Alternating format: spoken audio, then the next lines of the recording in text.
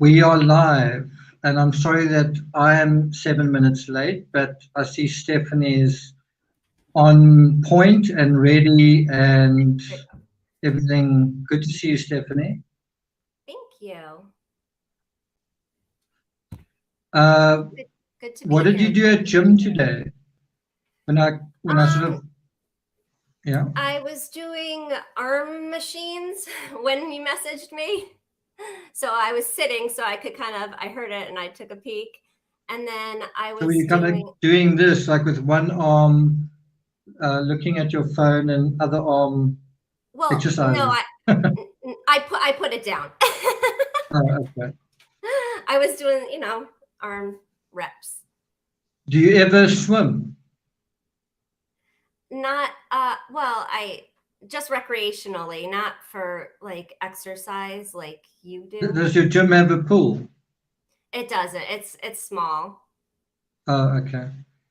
Because I actually, just after I dropped it on you, let's do this tonight, then I went to gym, Oh, good. but just swam. Yeah. I don't actually do much gym at gym. I tend to mostly swim at gym. That's nice. Yeah. So I feel like I certainly feel like I'm under quite a lot of pressure because of the subject matter. It's difficult to do justice to the events. It's difficult to be as eloquent and effective in what we need to say without reading the whole chapter. Like what you really want to do is convey to our viewers the whole chapter and then say, okay, that's what we're arguing, or that's the version that he's giving, and now, and then you sort of argue the case. It's a very short chapter and it's a very powerful chapter. It's a very compelling chapter. So we're going to try and not read the whole chapter in one go, but deal with pieces of it. Right? Yeah. That was a good reminder. Yeah. Before we get started, well, let's just say hi to everyone who's here. Jean Karras, thanks for joining us. Sharon as well. Thanks, Sharon, for Bria. helping me out with that. Some new information has come out from Alec Baldwin. Cotton Star here as well. Cotton Star says, why did Adeline Revue oversell the veracity of her father's memories? Bria's here. Great to see you. I think that's what you've just said. Timmy's also here, but he doesn't want to come onto the camera. Susan Becker is here. Okay, good. So before we get started, and I'm going to have Stephanie kind of open up the Bailey narrative. So it's obviously from this book. Stephanie's also got this book, and we're dealing with this chapter. And the chapter's just got the title Shot, and it is chapter 14. Before I hand over to Stephanie, I want you guys to keep your true crime hats on. It's easy to kind of go, oh, wow, it's 80s, 90s France, and I don't know anything about that. And I'm a stranger in a strange land. To some extent, that's true, and we'll deal with the cultural stuff. But bear in mind, you guys are still true crime rocket scientists. So what have we just dealt with on this channel? We've dealt with the shooting of Elena Hutchins. What is the aftermath to that? Remember, Elena didn't die immediately, right? So what is the aftermath to that?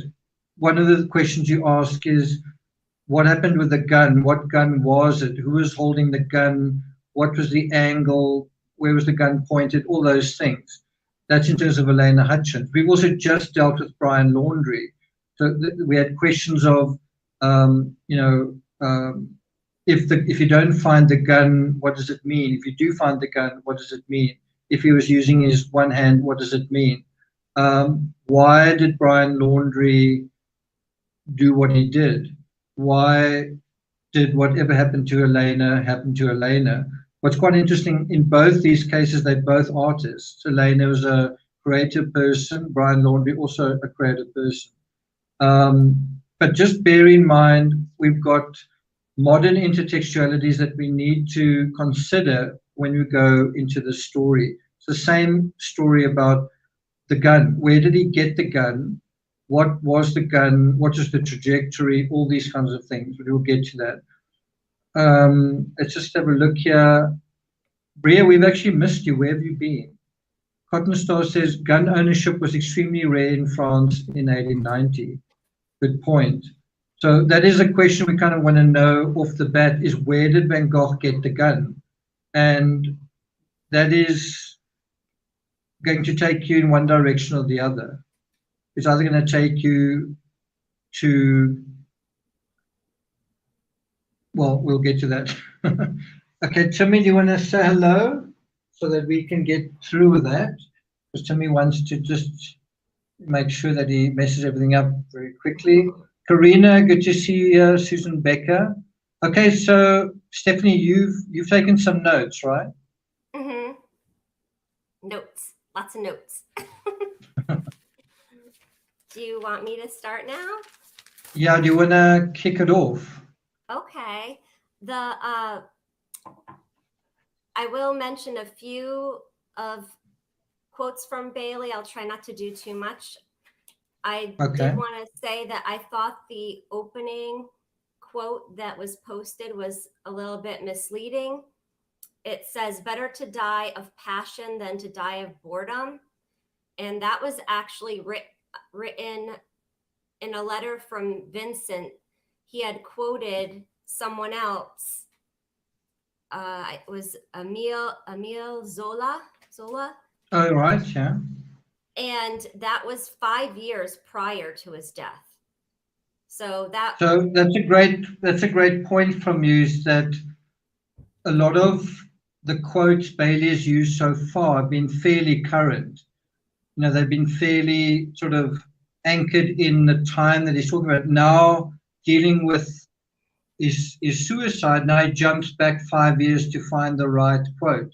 Right. You know, it seems a bit strange, doesn't it? Yes. And so I've kind of broken up the chapter in a few parts. The first part that I have is the timeline, and Bailey starts off the chapter with the line, just after 7 p.m. on Sunday, the 27th of July in 1890, Vincent left the Auber for the very last time. And I wrote, what? Exclamation mark, exclamation mark.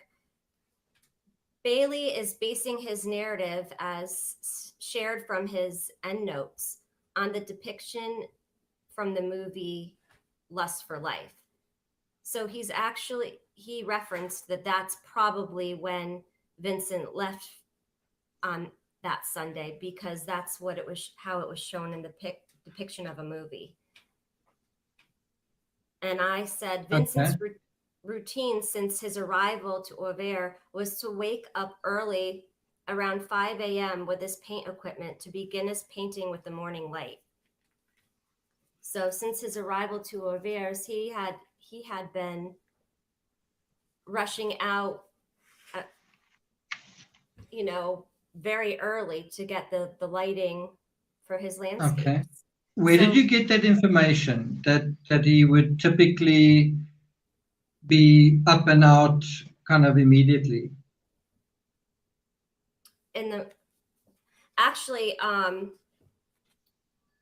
I think that Bailey might have shared that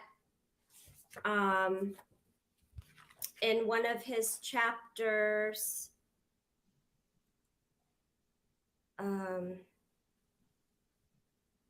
Earlier, I didn't write down. Okay, while you're checking up on that, I'm just going to read his opening paragraph.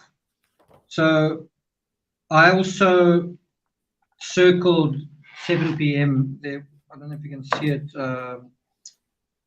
There, 7 p.m. Sorry, Jimmy. He writes here, he kicks off the chapter just after 7 p.m. and I've written here dinner time. On Sunday, 27 July 1890, Vincent left the auberge for the very last time, it is often assumed that he set off to work laden down with his equipment, as depicted in the film Lust for Life. Now, there's immediately a footnote number 2 that, in other words, what is the source for him going out at 7 in the evening? And he gives, I think, a couple of authors' names, right?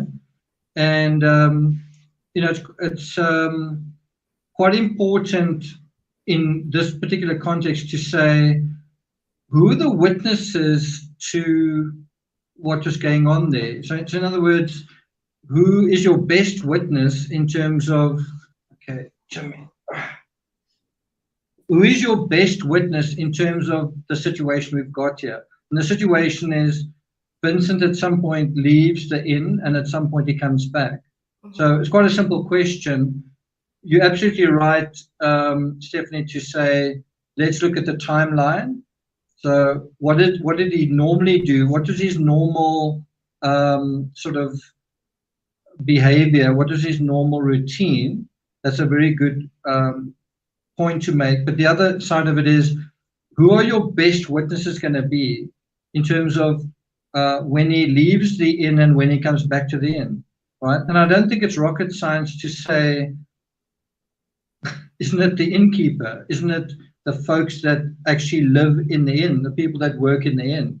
So any time you're going to go to any other source, well, isn't your best witness going to be the Revue family, one or other member of the Revue family? And I've got to say, I haven't read the sources that he quotes. He talks about certain authors. And what I'm surprised not to see there is Adeline Revue as the source, because she certainly doesn't say that he went out at 7 p.m. She was there and she didn't say he went out at 7 p.m. Right. I was also, I did find where he said it, but he didn't put a source for it. So it's kind of... What did he say? He said, beginning in May, the dawn breaks very early, and Van Gogh would usually wake at around 5 a.m., enthusiastically heading off with his equipment. So he wrote that. And he doesn't provide a source for that? No. So that's a good point that you made, because I can't use that as a source. Because well, it's interesting that... But it's still interesting that he says that, because it's kind of an assumption, and, well, there doesn't seem to be a source for that. So either he has a source and he didn't think it was important to mention it, or it's an assumption. But I did look back at the timeline from June and July, and I wrote down a number of Sundays in June and July, Vincent joined the Cachet family for lunch. So he was at least heading there for lunch. So that's much earlier than 7 p.m., I would think. Yeah. Well, that's also a good point. I think what's also interesting is he never seemed to have breakfast with them. He has lunch with them, right? But he doesn't have breakfast with them. So one does wonder, did he typically kind of get up fairly late, or did he get up and finish the artwork of the day before and then head out for the next day, But just to read, I'm just going to very briefly, so what I actually want to do is kind of hand this over to you to do the Bailey thing. But just before we do that, this is what she writes about, this is what Adeline Revue writes just about that top part. She says, that Sunday he went out immediately after breakfast, which was unusual. And then she says, at dusk, he had not returned. So there's already a contradiction between Adeline Revue and this art expert, Martin Bailey. So you immediately have a problem in terms of your timeline. You already have a problem where this art expert is giving you a source and a version of events, and you've got a very good a very good witness in Adeline Revue, who was alive when they asked her this, and she was not only giving her own personal statement, but also her father's, right? And her father actually attended to Van Gogh after he was shot, so it was a very direct thing going on. And so we'll deal with that in a moment, but I just want to say from the outset that this claim that he went out at 7 p.m. seems already to be a problem. Yeah. The other thing to mention is when I saw it, so I've written my own book about Van Gogh. When I saw it, I sort of did a double take and I thought, wow, does that change everything? If it's true, if Bailey's somehow gotten some kind of the inside track where he's gotten some information that's been missing, does that change everything? And I thought, what if Van Gogh was actually going somewhere specifically because he had an appointment, because he was actually meant to meet someone? In other words, that's what I've written around that dinner time. 7 p.m. is kind of like a dinner time, wouldn't you say? Yeah. You know, it's not. Yeah, you wouldn't say 4 p.m. is dinner time, and I don't think you'd say 5 p.m. is dinner time, but from 6, 7, and 8, you'd say that's sort of the dinner time, right? Yeah, I think it depends on different places too, have different dinner times. Well, this is France in summer. Yeah. And the sun. So I would anyway. Think that, yeah. Yeah. I would think that it would be dinner, like just after dinner time or around dinner time. Yeah. So all I'm saying is, if you give Bailey the benefit of the doubt and you say, let's say he did return and then he left, well, where is he going to have dinner? In other words, he comes back to the inn and then fairly early he leaves, and then arrives back quite late. Well, where did he go? So either he went to commit suicide, or he went to have dinner somewhere and something went wrong. And that's just something also to bear in mind. Okay, so you want to go on? So on Sunday, June 8th, he went to the Gauchets and had lunch. On June 22nd, he returned and that was a Sunday. I looked it up because it didn't say. So I looked up the date in 1890 and it said that was a Sunday. And to celebrate Paul and Margaret Gaucher's birthdays. And on July 6th, which is also a Sunday, is when Vincent left to visit with Theo and his family.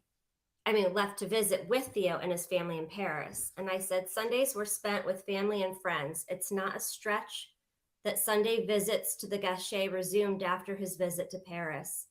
Vincent so enjoyed painting Marguerite's portraits in the garden and at the piano, and he was eager to paint her again, playing her little organ, her harmonium.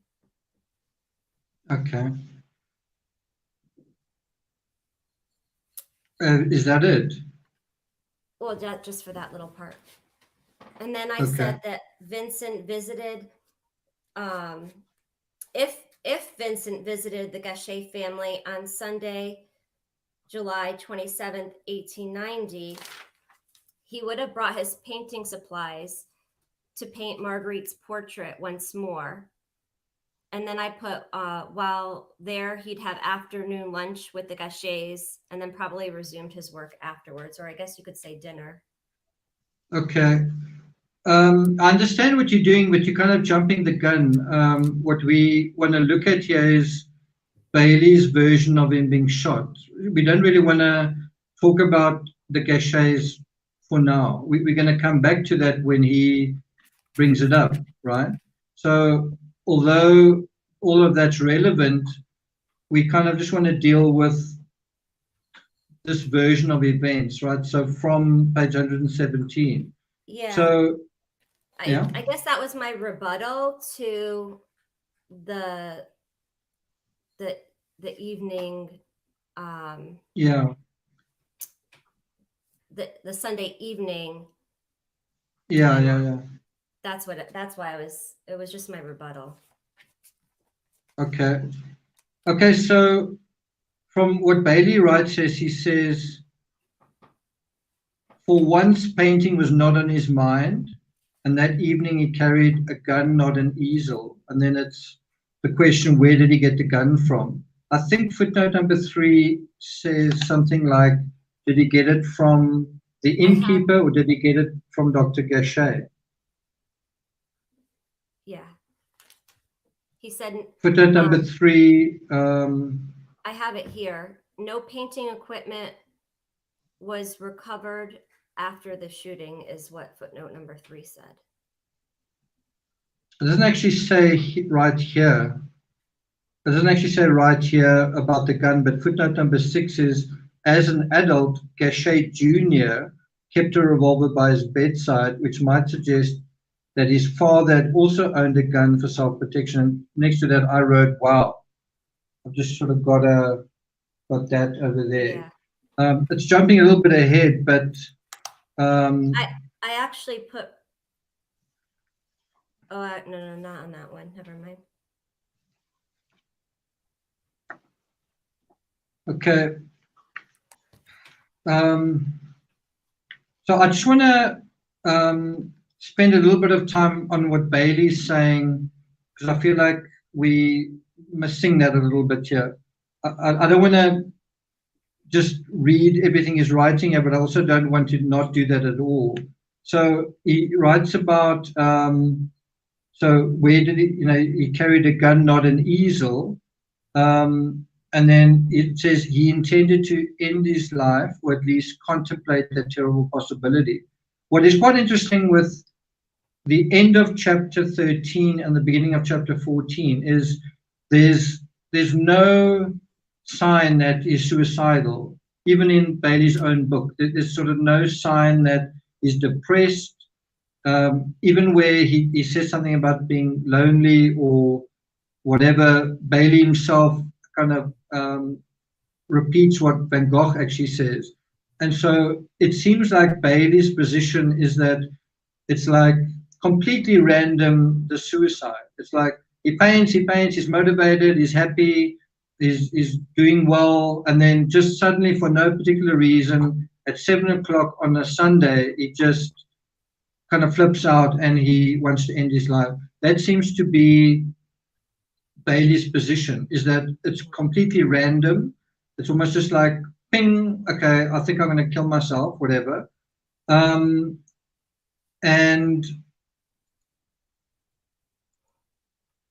I'm just going to quickly give you the version from a book called A History of Art. It's a book that a friend of mine studied when she was at university quite a long time ago. But this is also the version I understood for probably more than a decade.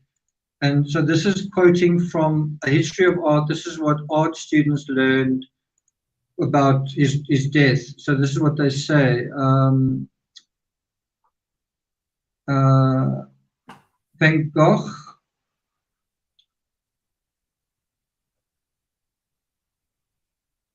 it says, at the time of the self-portrait, he had already begun to suffer fits of mental illness that made painting increasingly difficult for him. Despairing of a cure, he committed suicide a year later, for he felt very deeply that art alone made his life worth living. So I'm not going through the whole book, or the whole page of this, but what they're basically saying is that he had syphilis, and he realized he wasn't going to beat syphilis, and that is why he committed suicide. That's the version from this art history book. That's not touched on at all in this book, right? That's not touched on at all. In the art history book, you kind of get the sense that quite a long time back, he was struggling with an illness, and the illness eventually took him over. That's not touched on at all in this book. The other thing is that, what did they say? So they talk here about fits of mental illness. Have we seen fits of mental illness in Bailey's story? Have we seen like a fit of mental illness? No. Yeah, so I'm just saying that's another inconsistency. I'm just saying that's another inconsistency with another source.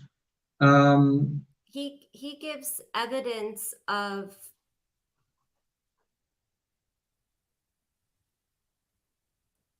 he has an endnote, and it says that Bernard, and I didn't know who Bernard was, And then I remembered you had mentioned Bernard in your book, and that it was a post-impressionist painter that was a friend of Paul Gauguin's, and he had written the art critic Albert Aurier that we had talked about in the last chapter we shared together, and he reported to Aurier that Van Gogh had set off to paint on that Sunday, and Bernard had gone to the funeral, so Yeah. I'm thinking that he either found he would have known that from either the innkeepers or perhaps Dr. Gachet.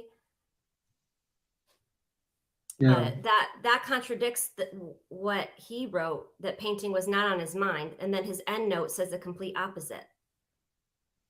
The classic narrative is that he went out painting that day just like he did any other day. Yeah. And then he came back from that injured without that's the classic narrative. Yeah.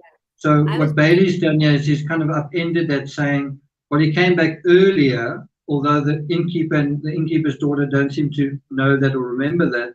And then he headed out again without, but essentially what's happening through that is he's saying, well, that accounts for the fact that his art supplies weren't where he was when he was shot, right? And I've already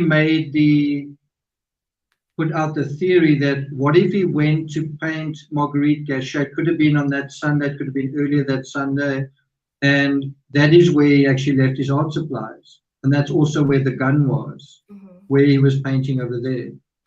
It could have been that he was painting at Dr. Gachet, and then they said, well, don't you want to have dinner here? Something like that, right? You remember from the chapter Bouquet, he shared that Dr. Gachet had let him use his easel and his garden and his vessels. So who's to say that maybe he planned on not carrying his easel to do that painting. I just want to read a few comments here. Nisi says, I believe the suicide narrative since my art history class in 1990, so for 30 odd years. So thankful for your true crime view. Karina says, Cotton Star, if we know anything, we know that it did not happen like that. Actually says hearsay. Karina says, Bernard had a pretty little sister. Not sure about that. It might be true. I'm just not aware of that. So let's just try and get through this fairly quickly before we speculate. I just want to read this next paragraph where Bailey writes, how did Van Gogh acquire a revolver? Now that's a central question to this. It's the same question we asked about Brian Laundrie. It's also the question that we asked with the Rust incident. We said, what is the line of, what's the word, custody in terms of, oh, thanks a lot. Thank you very much. What is the line of custody in terms of, so Boulder had the gun, who had the gun before him? Okay, so it was Dave Halls, who had the gun before him. It was Hannah, and what happened before that. All of that matters. So the same thing is, if Van Gogh did get the gun, where did he get it from? Whose was it? And whose was it is going to give you an idea, you know, if he got it from the innkeeper, well, that would kind of make sense because he was there quite a lot. And if he took it from the inn and he went out, that would kind of make sense. But if he got it from somewhere else, so if you said it was, for example, Dr. Gachet's gun, you'd be like, are you sure he took it from Dr. Gachet and it's not Dr. Gachet that fired it at him? You know, because now it's locating you somewhere else. I think it's very interesting that even Bailey writes, a less likely possibility is that the gun came from Dr. Gachet's house. Yeah. I think it's just very interesting that that he sort of puts his hand up and says, I think that's very unlikely. And it's like, well, there are two guns in that house, not just one. His son has got the gun, he's got the gun, and he's a military dude, right? He's a military doctor. So is that really so weird? And Van Gogh is spending a heck of a lot of time at that residence. So, and also the gun that he was shot with was a military gun. I don't know how many non-military guns were around, but it was a military issue weapon.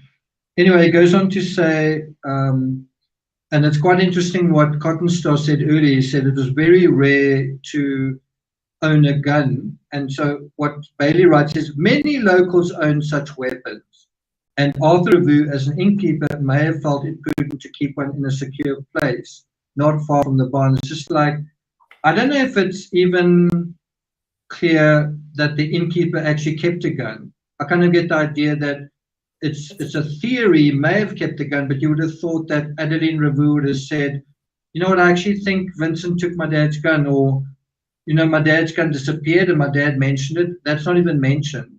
So this idea that you can manufacture the gun coming from the inn and say, I think that's possible. And then you say, I don't think it's likely that he got it from Dr. Gachet. To me, it's the other way around.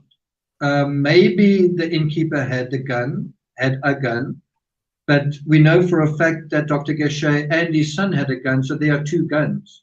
So, and then he gives a third. You know, it's like logic, hey? He gives a third reason that it's possible that he bought a gun himself. And he says that there's new evidence that shows guns weren't that expensive at that time, and it shows a advertisement for guns and the number of francs that they are. And I put with what money did Vincent buy a revolver? He had just written to Theo to send money for his expenses, even his painting supplies. Yeah. So even though there's new evidence it wasn't expensive, but Vincent didn't have like a stash of his own. You know, he was asking for more paint supplies and canvases and things because he was going through it so fast. I think it would be unlikely that he was going to spend money on a gun. I like the way Bailey says it's relatively inexpensive. A gun is relatively inexpensive. Well, Van Gogh was dirt poor, so a gun for him wouldn't have been relatively inexpensive. It would have been an expense. You can also imagine if he bought a gun, he would have had to stop painting because he wouldn't have been able to, you know, have the supplies, or he wouldn't be able to pay his rent. And he never said to his brother, oh, I actually need an extra this for that, because he was, in other words, his expenses didn't change. That's something else to mention. In order for Van Gogh to acquire the gun, neither from the innkeeper or from Dr. Gachet, means he's got to go by himself to Pontoise, which is not that far away, but it's nevertheless somewhere else. And then you've got to ask, I thought that he painted 70 paintings in 70 days. So when did he have time to go to not paint that day in order to go and buy the gun? And then you say, oh, are you actually telling me that he's painting a wheat field, and then on the way back he goes kind of into a gun shop, and he all does it in the same day, and he finishes the painting. Pontoise isn't like there, it's somewhere else. It's going to take time for him to get there. That would almost suggest a possible premeditation, which we don't see any evidence of either. Yeah, that's a fantastic. Get the gun and do that. That's a fantastic comment, because now you're also saying, oh, so he's been thinking about suicide for a while. Okay, so why doesn't he say it anywhere? Why is it not in his letters? So you've already got a contradiction here in these first few paragraphs, where he's now jumped to say he was painting till the last minute, and then he suddenly snapped out of it. Now I'm going to commit suicide. Okay, well, when did he go and buy the gun then? If he's premeditated this, right? It's a mismatch, right? I do agree where he says it seems implausible that Revue or the doctor would have lent a weapon to Van Gogh. I think that is implausible. And I also think if they did, they would have said so, or it would have come up somewhere. But he says he might have taken it without their knowledge. I think that is a possibility. He may have taken it without their knowledge. I do think it's definite, and it's one of the reasons I went there myself, is sometimes you go to these places. A good example is Boulder, Colorado. And is it Gene that's in Boulder, Colorado, or JC? I can never remember. Gene, you from Boulder, right? Gene is JC. Is Gene and JC the same? Mm-hmm. Okay, well, that's why I'm a bit confused. Anyway, Gene will know that there's a feeling on the ground in Boulder for what some people think happened. Some of that is and I don't mean just in one sense, I mean in several senses. Some of that is quite insightful, and some of it is, okay, I am JC, okay. And some of it is the mainstream version that's not true. But in this particular case, when I went to Orvez, I thought maybe the locals have this theory that is where Van Gogh took his life, and people just said, no, we just don't know. And I was like, wow, you don't know? You not try and find out? Did nobody ask the question? So that's the one side. But the other side is, according to tradition, the gunshot provided the town. And so what that is telling you is that the rumors, the perception was that was where he got the gun. Where do you think that idea came from? Do you think that idea, because someone must have said, I wonder where he got the gun, and so who would have said, oh, you know where he got the gun? Nowhere here, far away. He got the gun over there, not here. He didn't get the gun by me. He got the gun there, from somewhere else. So you've got to ask yourself, this rumor, this common belief, did that come about innocently, or did it come about because somebody long ago wanted to make sure that the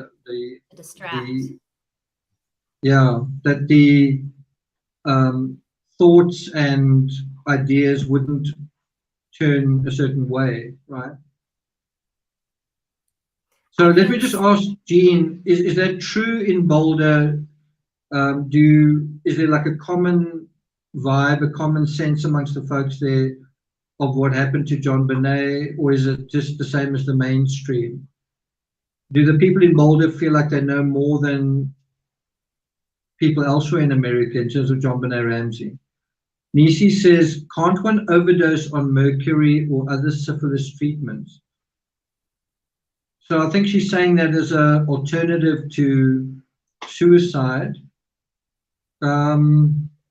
The thing is, he wasn't taking any medication, and he wasn't sick, really. I ask you if you have, and this, I think this is just speculation, and I read it from a previous chapter endnote that Van Gogh had tried, Van Gogh's doctor in the asylum, in his medical notes, and I actually read the medical notes, it said that he tried to commit suicide in the asylum by ingesting his paints. Yeah, I think it was like yellow paint or something. Yeah, I mean, that is quite yeah. So he could have, I mean, if that is true, and it seems to be written by the doctor that oversaw him in the asylum, why would he get, I just feel like a gun. Yeah. So that's a great point, because the other side to that is, and you get a little bit of a sense of that from Lust for Life, is I think you sometimes see him drinking, and to me, if you wanted to depict a lonely suicidal artist, like you really wanted to show that anguish, you'd see him drinking a lot and being drunk a lot and sort of falling into his bedroom drunk and just whatever. And Adeline Revue insists that he didn't touch a drop of alcohol, right? And bear in mind, they sold wine at their inn, Yeah. and she's quite adamant that he didn't touch a drop of alcohol. That seems to show that he really had turned a new leaf. It really was trying very hard to rehabilitate his image, and he was really trying to go the right way. And the fact that he was painting the way he's painting bears that out. There's no way he could have painted and drunk and sort of drank excessively. He couldn't have done both. When I used to live in South Korea, there were a lot of expats there, and when it was a weekend, they would all want to go into the city and kind of have a party and have fun. And I was training for the Ironman at the time, and I just couldn't do both. I couldn't go out drinking and then be up at 5 o'clock or whatever to train the next day. I had to make a choice between the two, right? Even as a writer, I couldn't really, you've got to stick to that sort of discipline. And I think if he was losing it, he was getting depressed, you could imagine him drinking more, right?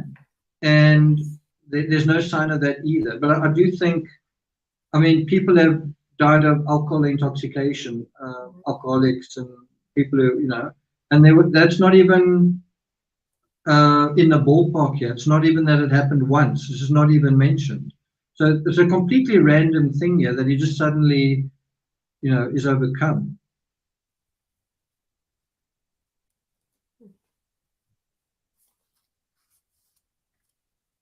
So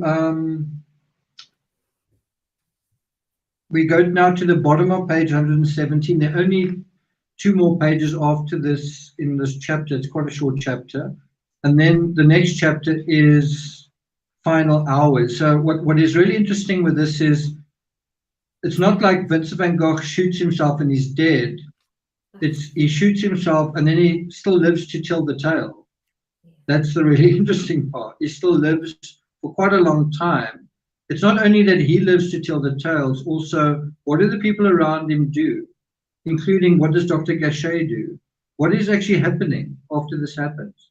So on leaving the auberge, this is the inn, Van Gogh headed towards the chateau, probably passing close to the area where he had painted landscape at twilight. Now, here he doesn't provide a source. He doesn't say how he knows that. By the way, I agree with him. I also think that day, July 27, I agree that he went past the chateau. I agree with that. And it does seem to be commonly thought that that was the area that he headed to and where he spent time that day. That seems to not be in dispute. So you kind of have,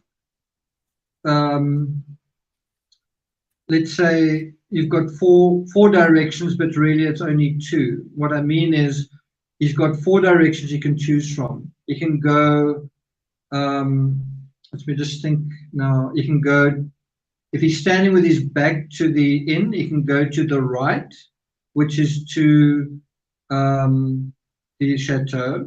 So he's stepped out of the inn, and now he can go along the main road to the right, which is taking him to the chateau, or he can go to the left, which is taking him kind of towards the train station and that direction. And those are the main routes that anybody would take, right? You could also say he could go straight kind of in front of him. He can go in that direction, which is, he could do it, but the river is kind of in front of him and there's not much there. The village doesn't go very far in terms of in front of him. There's not much fabric to the village in that direction. There's also not really a main road going in that direction. The main road goes along the river, not against the river. The other alternative is he could have had. I said, I love that you've been there and you can visualize it and share it with Yeah, us. yeah. The other possibility is that he went almost out the door and then he went behind the inn, up the hill and to the wheat fields. That's another possibility. That is, I think, not a bad possibility. I think the likeliest possibility is either that he went behind the inn and up the hill and to the wheat fields, because that's not that far away, or that he went along the main road towards the chateau, and guess what? That's taking you in the same direction as Dr. Gachet's home. Yeah, so I walked that route quite a few times, and it's something like maybe 4 or 5 minutes walk from the inn to the chateau. Part of why it takes a little bit longer is there's quite a steep hill as you pass the chateau, and then it's probably another maybe 8 minutes, and then you'll get to Dr. Gachet. So it's really not, this is walking, it's really not far. And it's almost in the same line. It's not like you've got to turn left, turn right, turn left. It's kind of just along the lane. So the fact is, and many sources agree with this, is that he was generally in the location to the right of, as I say, as you step out of the inn, going down the right-hand side towards the chateau. All the sources tend to agree on that. Even those that say he was shot in the wheat field, they say, well, the wheat field behind the chateau. So that I think is quite significant, because that's already, if you say we don't know where he was shot, well, we do know that it was that side of town. That's at least something. Yeah, actually, I made note of the scenarios that Bailey gave, and they're all in that direction, as you said. They all go towards the chateau. Okay.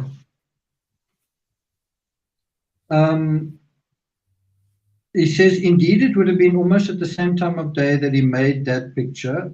On the fateful evening, Van Gogh would probably have then walked along the road that climbs above the valley and eventually leads to the neighboring village. Soon after passing the chateau, he turned right onto a track. By this time, he had surely made his decision. I don't know, it's quite a lot of speculation here, maybe, probably, whatever. And we're going to deal with this. You can see I've made a heck of a lot of notes here. Lots of...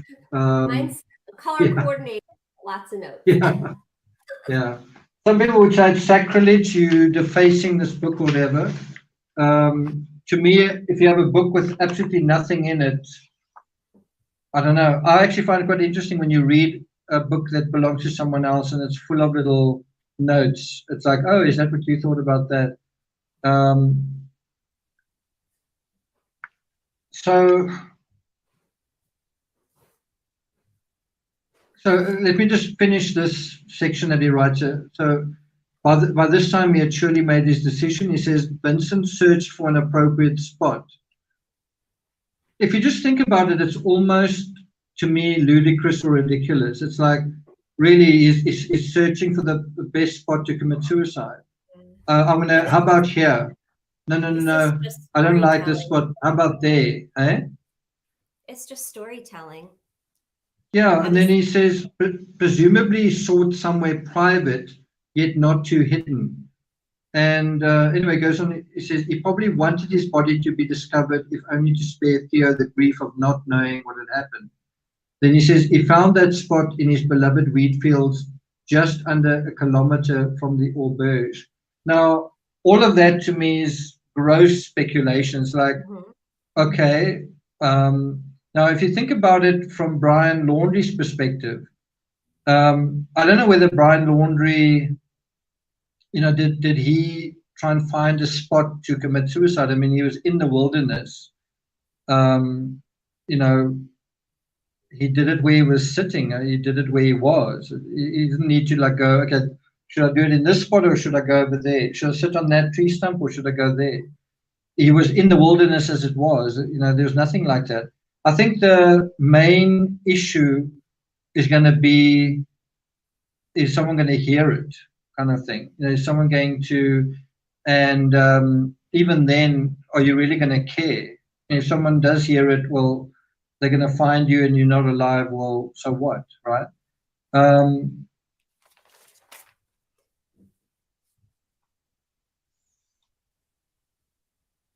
So then, so again, him saying that where he died, just under a kilometer from the auberge, that is not fact. That's conjecture. We don't know. Nobody knows exactly where Van Gogh was shot. So to kind of say it was just under a kilometer, yeah, well, maybe not. I mean, nobody knows the spot. I'll put a question mark by the next line where he says, the place of the shooting has been much debated, but it was most likely just to the north of the chateau, where the wheat fields begin to unfold across the plateau.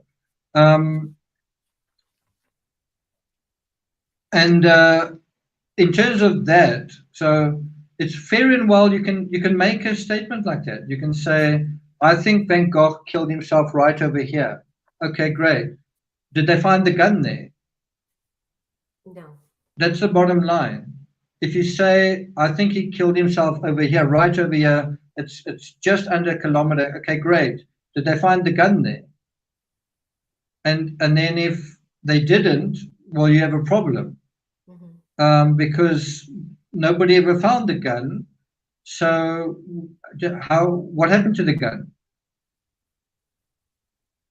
And that is the thing that you can't get away from, no matter how much time goes by. And it's also something that all the sources are unanimous on. So not only is the gun's owner not really known, but the gun itself disappears into thin air. And you've got to think about this as well. Let's say it was the innkeeper's gun, and his gun disappears. Isn't he going to say, "Jeepers, my gun disappeared. I think Vincent van Gogh took it." Mm-hmm. So why wouldn't he say that? If it is Dr. Gachet and Vincent took his gun, wouldn't he say, you know what? My gun disappeared at the same time that this happened. It must have been my gun. But because neither of them say that, you've got to sort of at least acknowledge that it seems like it's neither of their guns, if that's the case, right? It seems like Vincent didn't take either of their guns. I don't think that necessarily means that neither of these guns were actually used. But what I'm saying is, if Vincent did take their guns and then the gun was never seen again, you'd think someone would say, hey, I had a gun, I don't have it anymore, I think Vincent van Gogh took it. And with the Brian Laundrie case, that's exactly what happened. Brian Laundrie didn't have his own gun, it appears. If he did have his own gun, he didn't use his own gun, he used his father's gun. And so his father said, wow, my gun's not here. And then guess what? He used his father's gun. And if there it is, mystery solved. And his father didn't say, yeah, his father didn't say, oh no, I'm not going to say anything about the gun. I mean, it's really not his father's fault that he took the gun. It's not his father's fault that Brian took the gun. Maybe his father feels some guilt that maybe should have locked it up or whatever. But he has a simple situation where, how did Brian get the gun? Well, he got it from his father, and his father also said so. There you go. So if your gun disappears and somebody committed suicide, you're going to say something, but that hasn't happened here. So please, it's ridiculous to say, oh, it could have been the innkeeper's gun. Well, the innkeeper would have said so. Could have been Dr. Gachet's gun. Or Dr. Gachet would have said so if Vincent took it. Does that make sense? Yes. Pottenstow says the fact that the gun just vanishes is a major hurdle to get over to believe the suicide theory. Very well said, Pottenstow. Jean says, good to see you at Gathering Place. By the way, Jean said earlier that, let me just read it here. That how far must I go up to find it? No, I'm still going up. I found it. Okay, do you want to read it? People, yeah. Jean writes, people in Boulder know that she was murdered by the family. At least that's what their feeling is. Okay, I think that's quite nicely put. It's sort of taking in a particular direction, and it's quite it's not all that specific, but I think that is quite interesting. I think it's no wonder that the Ramseys left Boulder, because were they ever going to, if they continued living in Boulder, do you think people would ever have gone, okay, well, live and let live? So Bailey gives actually says, why didn't they actually investigate this case? Well, you'll see that they actually did, and you'll also see why they didn't. In other words, why they didn't take it further. We'll get to that in a second. Nisi says, unless the good doc was the killer, then he would not have ever said he had a missing gun. Well said. Well said. Okay, Stephanie? Bailey gives 2 examples of, I guess, evidence that he was shot near the chateau in the wheat fields. He referred to Bernard, who attended the funeral and wrote the letter to Aurier, and he said that Vincent had gone behind the chateau near a wheat stack. And he also referenced 2 local newspapers that reported on August 7th, 1890, that Van Gogh set off towards the chateau, and that's where the shooting took place. And here's another one. A Catholic sister reported that her grandfather, Léon Jacquin, had memories from when he was 18 years old at the time, and her grandfather stated it happened behind the wall of the chateau.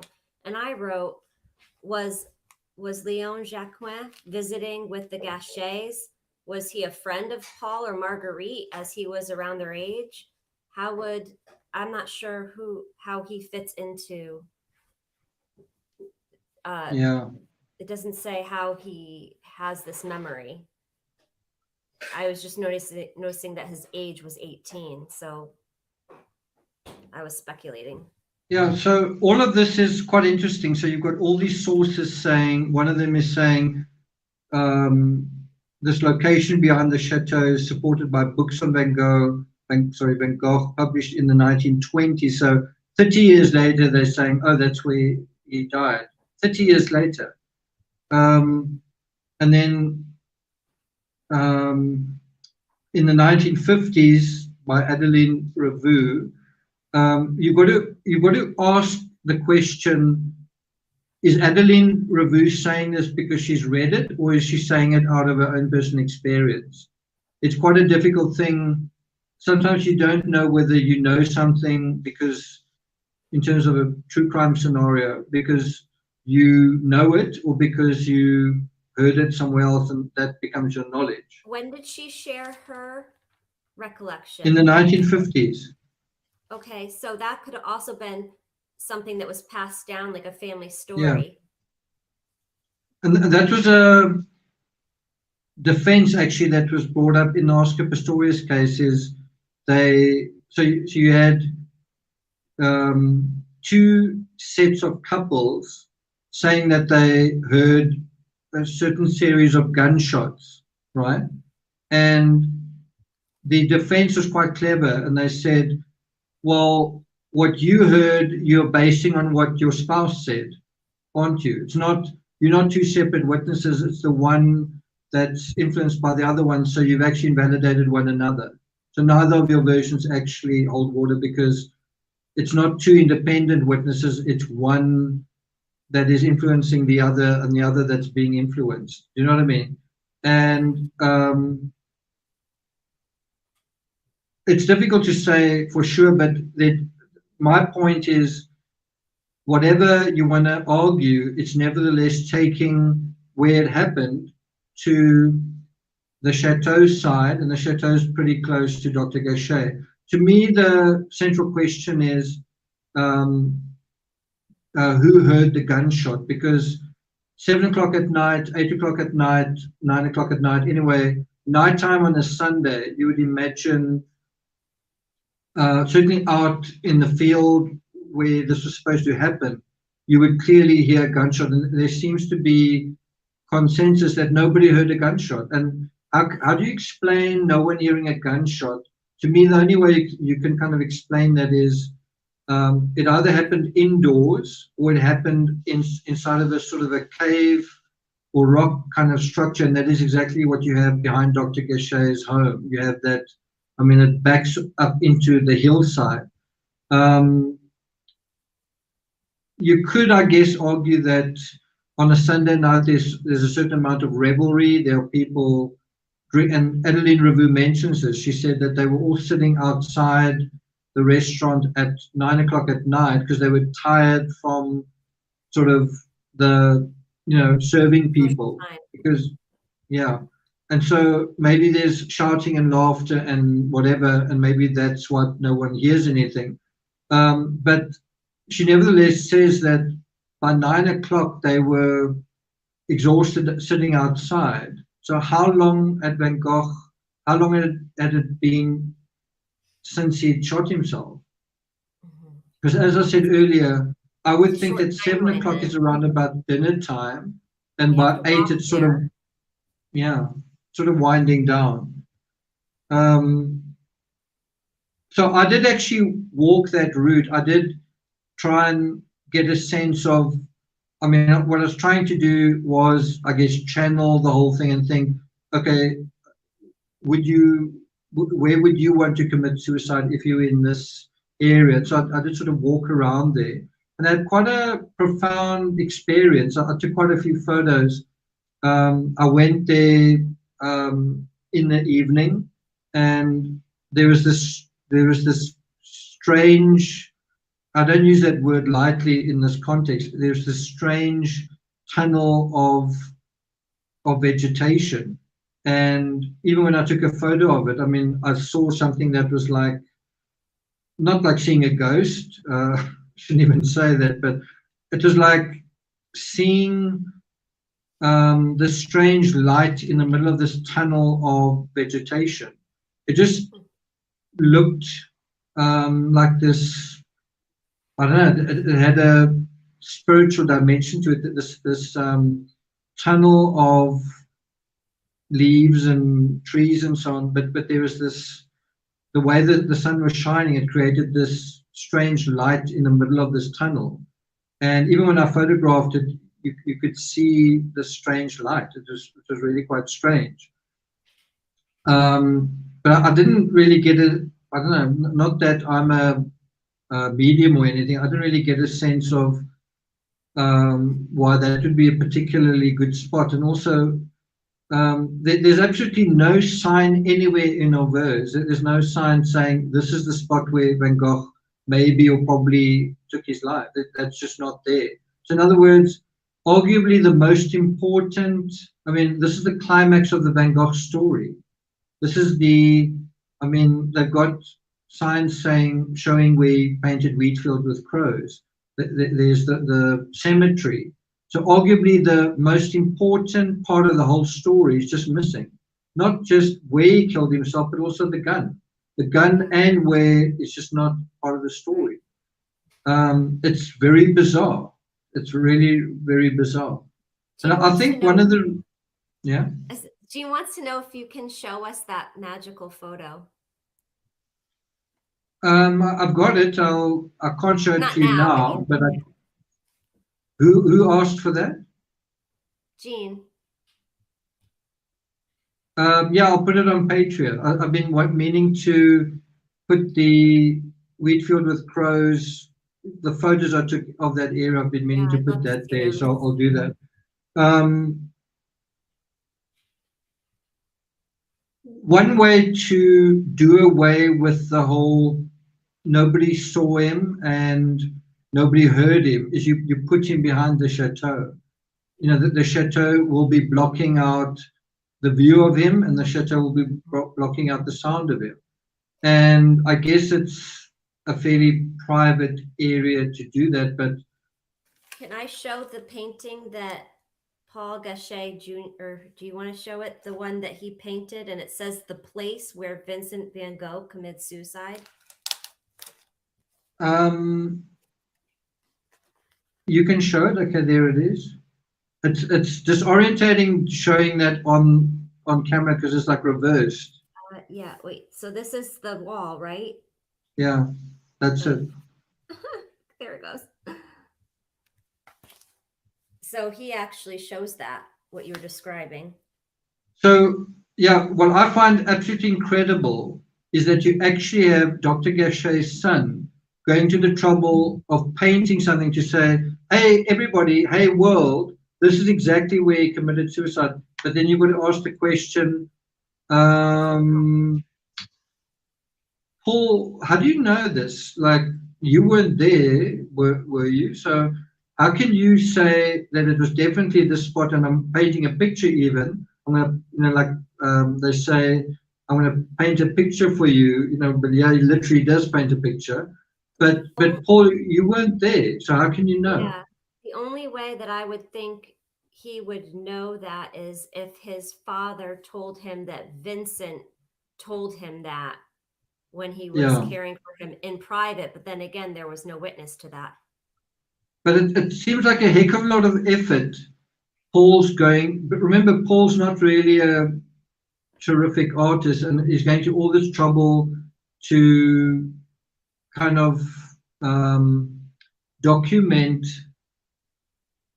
and that's why the rest of this chapter is really interesting, is in the aftermath, you hear again and again what Paul Gachet Jr. thinks and said, and what Dr. Gachet thinks and said. And this is why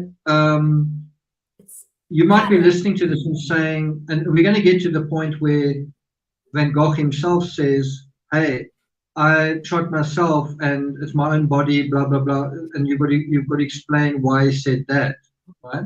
But the fact remains, at some point you've got to decide, oh, I actually believe Dr. Gachet. Oh, I believe his son, and it makes sense. Or you've got to say, something's wrong here.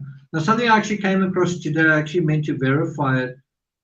I read an article where they said the portrait of Dr. Gachet actually sold for that world record in 1990 on the 100th anniversary of Vincent van Gogh's death. Wow. That's when that painting sold. Doesn't that seem like a heck of a lot of... Was it the second one? I think it was the first one. Oh, the first one. Isn't that a heck of a lot of public relations going on there, where you wait exactly 100 years and then you sell this picture and it makes, so much money? It seems very choreographed and well planned and premeditated and all the rest. Paul Gachet Jr. tends to be sharing things at all the places that at least I've been having questions from.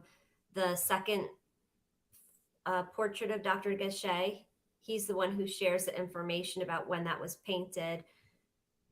Then with Marguerite and the harmonium and the sketch that was crumpled, he's the one who fills that in. It goes on and on and on. All the things like you say, I wish I knew the answer to that. Paul Gachet's like, I know. And now he knows where he's painting the exact spot. He said the title of his painting is The Place Where Vincent van Gogh Committed Suicide.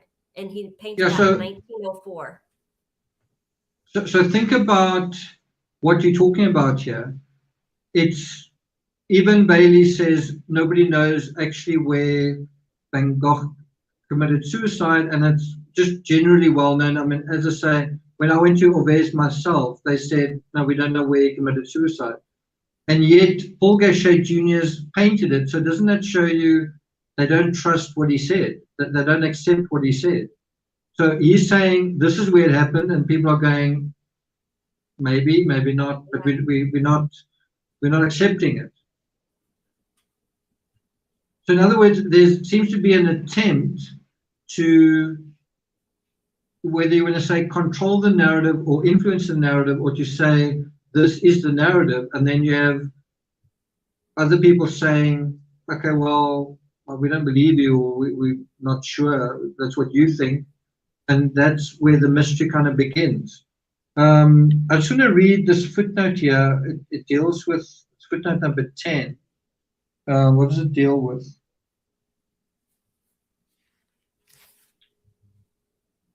Footnote number 10. Can't seem to find it. It says the Lefaucheux revolver found in the field in 1960 had a 7mm caliber. In Gachet Jr.'s book, again, I guess he's sharing, he wrote that it was a 7mm gun which had been used. Although in an earlier letter, he had shared that it was a 9mm to someone else. Yeah, so it's in reference to the gun shop that you had this, and this is also pretty incredible. Paul Gachet's son wrote a book. Guess what the book is about? He says it was a 7mm gun that had been used. How do you know? So, I mean, did your father take the bullet out? Anyway, it goes on to say, in an earlier letter, he'd given the caliber as 9mm. So now it's like, wow, okay, so now you can't even be consistent on that.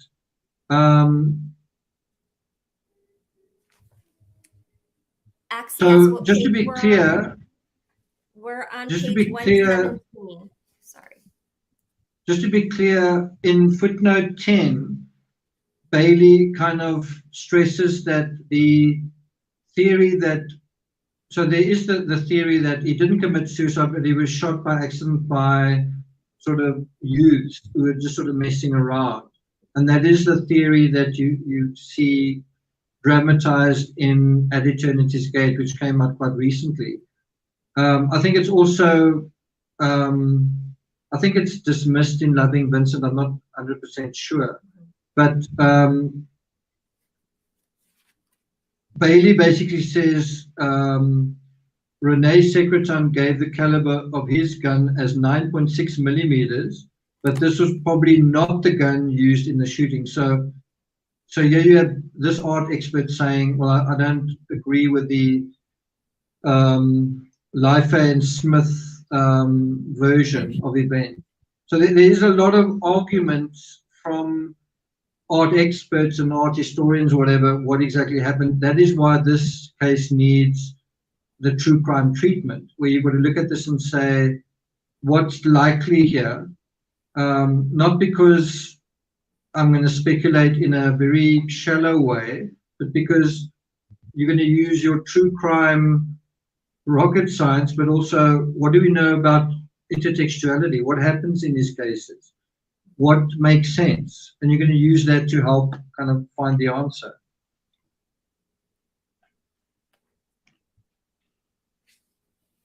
So through the middle of page 118, I've highlighted this. A year after completion of the painting, Adolf van Bever wrote that Dr. Gachet had said that the shooting took place behind the chateau. There you have Dr. Gachet saying this. Oh, great. So Dr. Gachet says the shooting took place behind the chateau. Then his son paints it. And you've got to ask yourself, they seem very, very certain. And you can kind of, again, you've got to decide, is it the one or the other? Does Dr. Gachet and his son know for a fact where it happened? Because that's what Vincent told them and they believe him. Or is it because actually they know for a fact that he wasn't shot behind the chateau and they're just trying to move him somewhere else out of sight that's harmless? Is Adolf van Bever, is that another painter? Who is that? He's the one that wrote that Dr. Gachet said that. Who do you know who that is? Is that I think it's after Paul Gachet painted that painting, then Adolphe van Bever wrote that Dr. Gachet said that, Do you know as I who understand he it. is? No, I don't. Okay, I was just wondering. So again, this definitely raises your eyebrows when someone's version of events starts off as fairly vague but becomes more specific over time. And aren't we dealing with that in the Barry Morphy affidavit? It's like vague, vague, vague. Was your wife having an affair? Vague, vague, vague. And then, oh, actually, I had intuition, blah, blah, blah. You kind of got to ask, well, what's going on there when that happens? So on halfway through page 118, Bailey writes, many decades later, Gachet Jr. was slightly more specific, writing that it was behind the park of the chateau, 800 meters from the auberge. So wow, now we've gone from, it's just under a kilometer, now we've got it down to the meter, and we know exactly where it is. It's behind a park. And if you actually look at this photo here, try and bring it closer. There's actually an arrow there. It's showing that's where Van Gogh committed suicide. I don't know if you can see the arrow. Not really. I'm going to knock my glass of water over. Let me see if I could. No, it's too tricky. But I wrote why. I'm trying to get. Can you see? There's an arrow. Yeah, I can see it now. I can see it. It's in the middle at the top. Yeah. So what's kind of weird again is you've got Paul Gachet saying, well, you've got Bailey saying, this is the exact spot where that is referring to, and then you say, well, why when you go to Orvez, don't they say this is the exact spot? Right. Why has it taken more than 130 years to say what the exact spot is? I mean, when you go to Orvez, everything is about, this is where Van Gogh did this is where Van Gogh did that, this, that, and the next thing. And then, where did he die? We don't know. But doesn't anybody know? Well, blah, blah, blah, blah, blah. It's just really ridiculous. And Paul Gachet Jr. didn't share the more specific location, as you said, until decades later when he wrote a book. But what's going on there?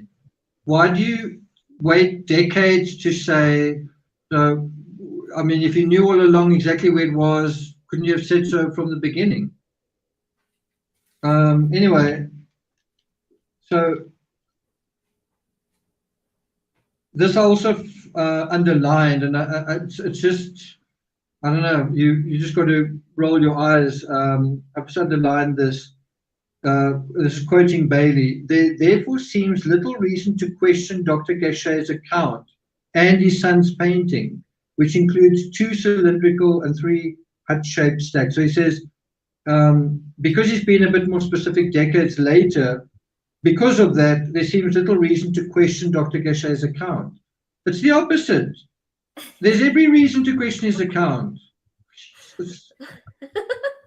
And it's like the same reasoning with the painting. It's like, it's the same reasoning with the painting. It's like, that painting has actual unfinished parts of the painting, and that one doesn't. Oh, the one that doesn't have unfinished, that's the last painting. Oh, okay, that makes total sense. It's so specific, and it shows these 3 circular huts. It's got to be right.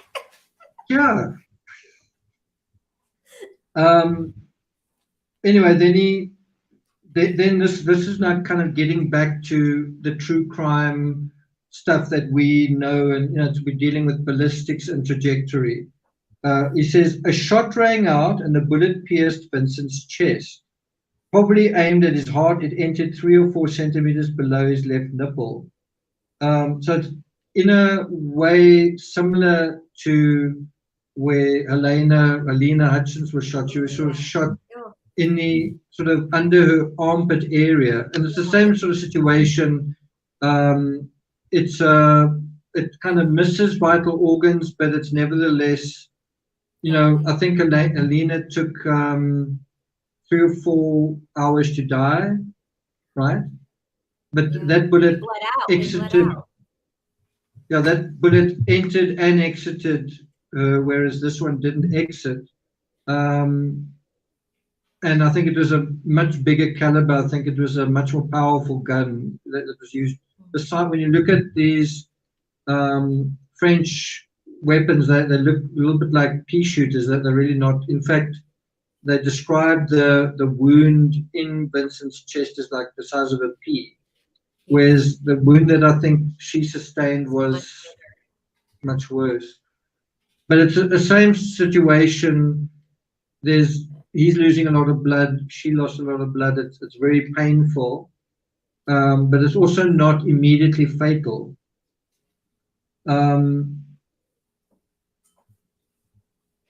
The other thing is, typically, if you just study suicide, by far the majority of suicides are to the temple. It's very seldom that someone shoots himself in the chest, never mind in this weird position. If you ever watch Loving Vincent, have you watched it yet? I'm going to watch it this weekend. I'm going to.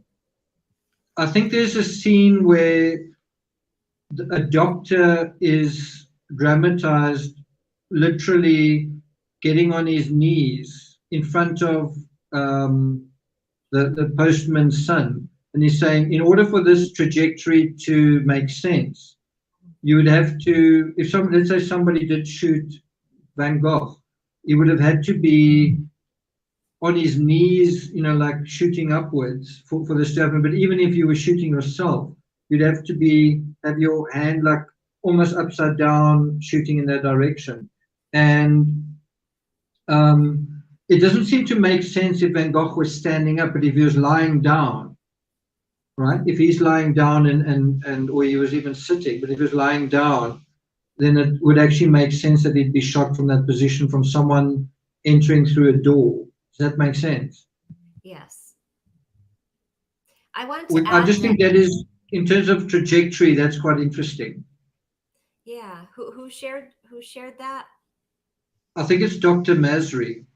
Okay. Oh, that's the other doctor that was there. Bailey shared that the detailed account of where Vincent was wounded suggests that the info may have come from Dr. Gaucher's now, and I underline lost medical records. So again, something missing from another important piece of information that we're supposed to believe. It's quite interesting that even Bailey says something about that he thought it's more likely that Van Gogh was sitting than that he was standing when he was shot. And I suppose that makes sense in the sense of if you're about to commit suicide, you're gonna, the moment you get shot, you're gonna fall to the ground. So you don't want to, even though it's you're anticipating oblivion, you kind of want to take care of yourself in a way. If you think about Helena Hutchins, that's exactly what happened. Yeah, that's exactly what happened to Alina after she was shot, where she stumbled and kind of fell to the ground, right? And so I think it does make sense that he wasn't standing, but maybe he was painting. But I think that also allows for this. I have this idea in my mind that Van Gogh was caught in flagrante delicto, possibly with Marguerite. It's got to be something that's really going to trigger someone. Well, what if you are literally climbing over somebody? You're on them, and someone kind of catches you doing that. It's like, oh no, you're going to give this person syphilis, or get your hands off my daughter. Get out of here, kind of thing, right? And so he's actually in a situation of being kind of on the ground, and almost like trying to struggle to get out of there. But he's in a horizontal type position, and someone's standing over him, but kind of far away. If that makes sense. So that's going to allow for that angle to be possible. The bottom line is it's not just the fact that we don't know where this happened. That's number one. So there's this confusion, uncertainty about where this happened. It's not just that the gun is never found and never reported missing. It's also that the trajectory is weird. Yeah. Right? So there's three weird things going on. So you've kind of got to say, was something weird going on that night? Mm-hmm. Just generally, was something weird going on that particular night?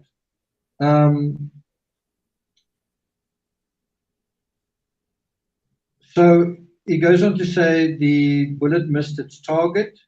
He says he could have fired another shot, but he didn't. And then I've literally written the letters here, WTF question mark. And this is on the top of page 119. I've literally written those letters there. Yeah. And it's where Bailey writes, so he's now just committed suicide. He's tried to. And then he says, he must have been overcome by an urge to survive. So he's just shot himself. Now he's like, no, I want to live now. Okay. Wow. Okay, so. Sorry, that's not funny. That makes sense. But it doesn't make sense. Oh. So he shot himself, and now it's like, I must live. I must survive. I must make it back to the auberge. Nisi says definitely not a typical suicide with all the oddities. Robbie put with that speculation of what you share with us, it would be possibly risking shooting Marguerite. Yeah, well, it could be that it could even be that Marguerite tries to shoot him. You know, she could be like, "Don't touch me." Oh, goodness. It could be Marguerite, it could be Paul, all could be scandalous. Yeah. So anyway, it's a good point. You could say that, but he could also have been already scrambling to get away, and maybe he tripped and fell, and he's like scrambling to get away from there. You know, it's like, get out of my house, and he's don't shoot, and he's sort of almost reversing on all fours, but like a crab, you know, like going backwards. It's just kind of a typical scenario of think of a college student who is found in the dean's daughter's bedroom, and the dean really doesn't like the students. Like, the guy's trying to get out of there. Maybe he's got his underwear around his ankles. He's trying to get out there. That window. Yeah, and he's not in a normal position. He's certainly not vertical. He's sort of trying to just move away, and that's the scenario. You know, it's like, don't shoot, but he's sort of, you know. And then Bailey uses Bernard's letter again, and he says that Vincent fell 3 times. How does anybody know how many times when Vincent was staggering home he fell? Yeah, unless he said so, but you can't really imagine him saying that. But so we're almost at the end of this in terms of Bailey. He says, moving slowly, he did not stop at any of the isolated farmhouses to seek help, but headed back towards the auberge. Now, I agree with that. I think that's true. But let me ask you a question. Do you think he doesn't stop because, I mean, if he's now decided he wants to live, then it is quite a long way to get home. I mean, if he is where they're saying it is, it means he's got to go through fairly rough terrain. It's not, in other words, if he's got to go over the hillside, back down the hillside, and then it's not the easiest route. And anyway, it doesn't really matter where he is. Wherever he is, it's now like a case of, I need help. And they do ask for doctors, and he does actually ask at a certain point, can you take the bullet out of me? Right? The question to ask here is let's put it this way. let's say we accept this. Let's say we say, I actually believe that this is all true. He did get shot behind the chateau. And so then the question becomes, you are almost the same distance from Dr. Gachet as you are from your own home. Yeah. So, I mean, what is your idea? Just think about this for a second.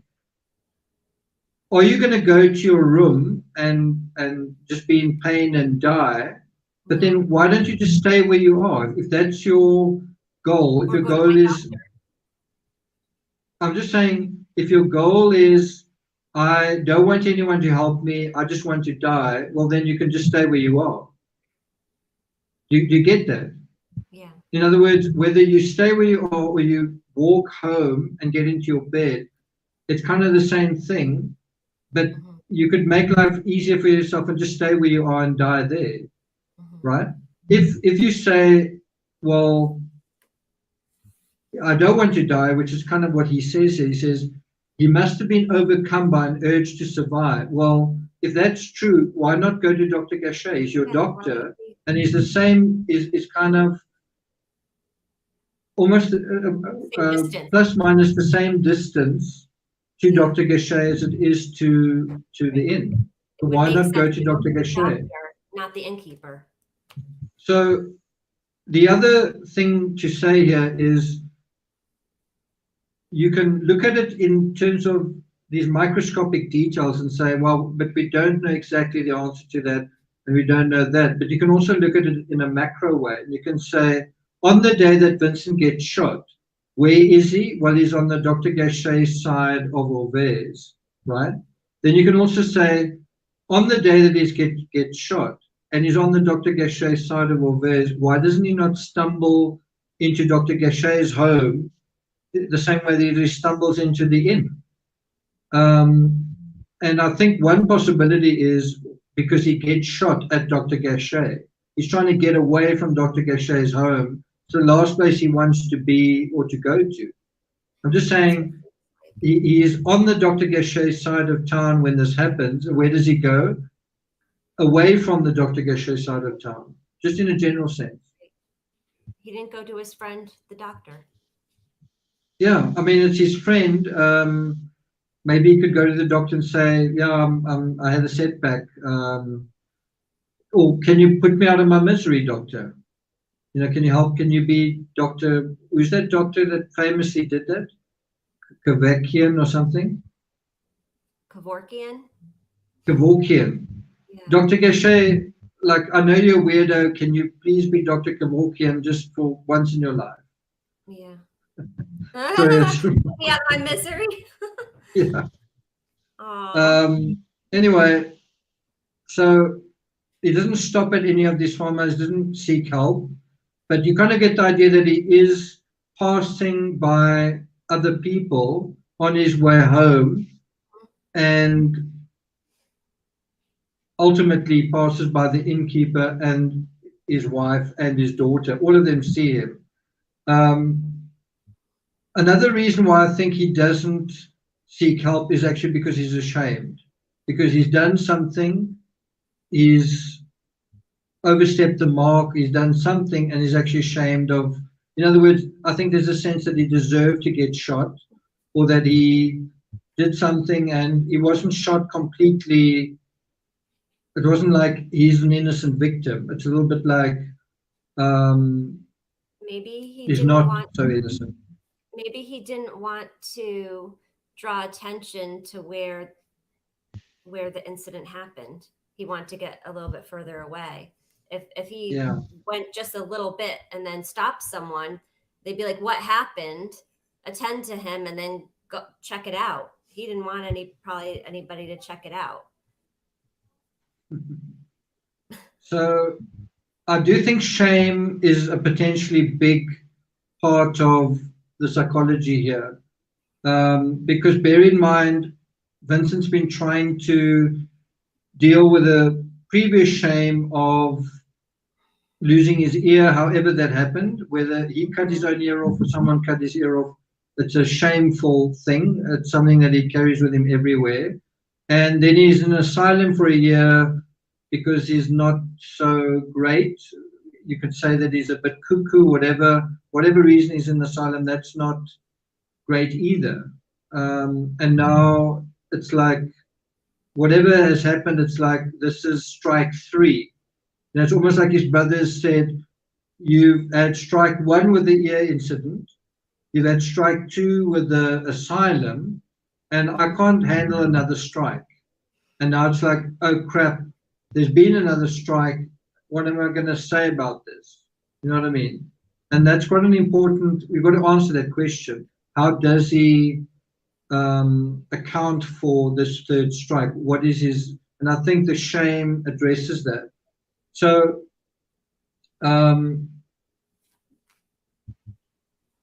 where Bailey says, you know, it had to require enormous energy and determination, again, you've got to ask yourself, he's just tried to take his own life. Why on earth does he need all this energy and determination to get away from where he shot himself? Why not just stay there?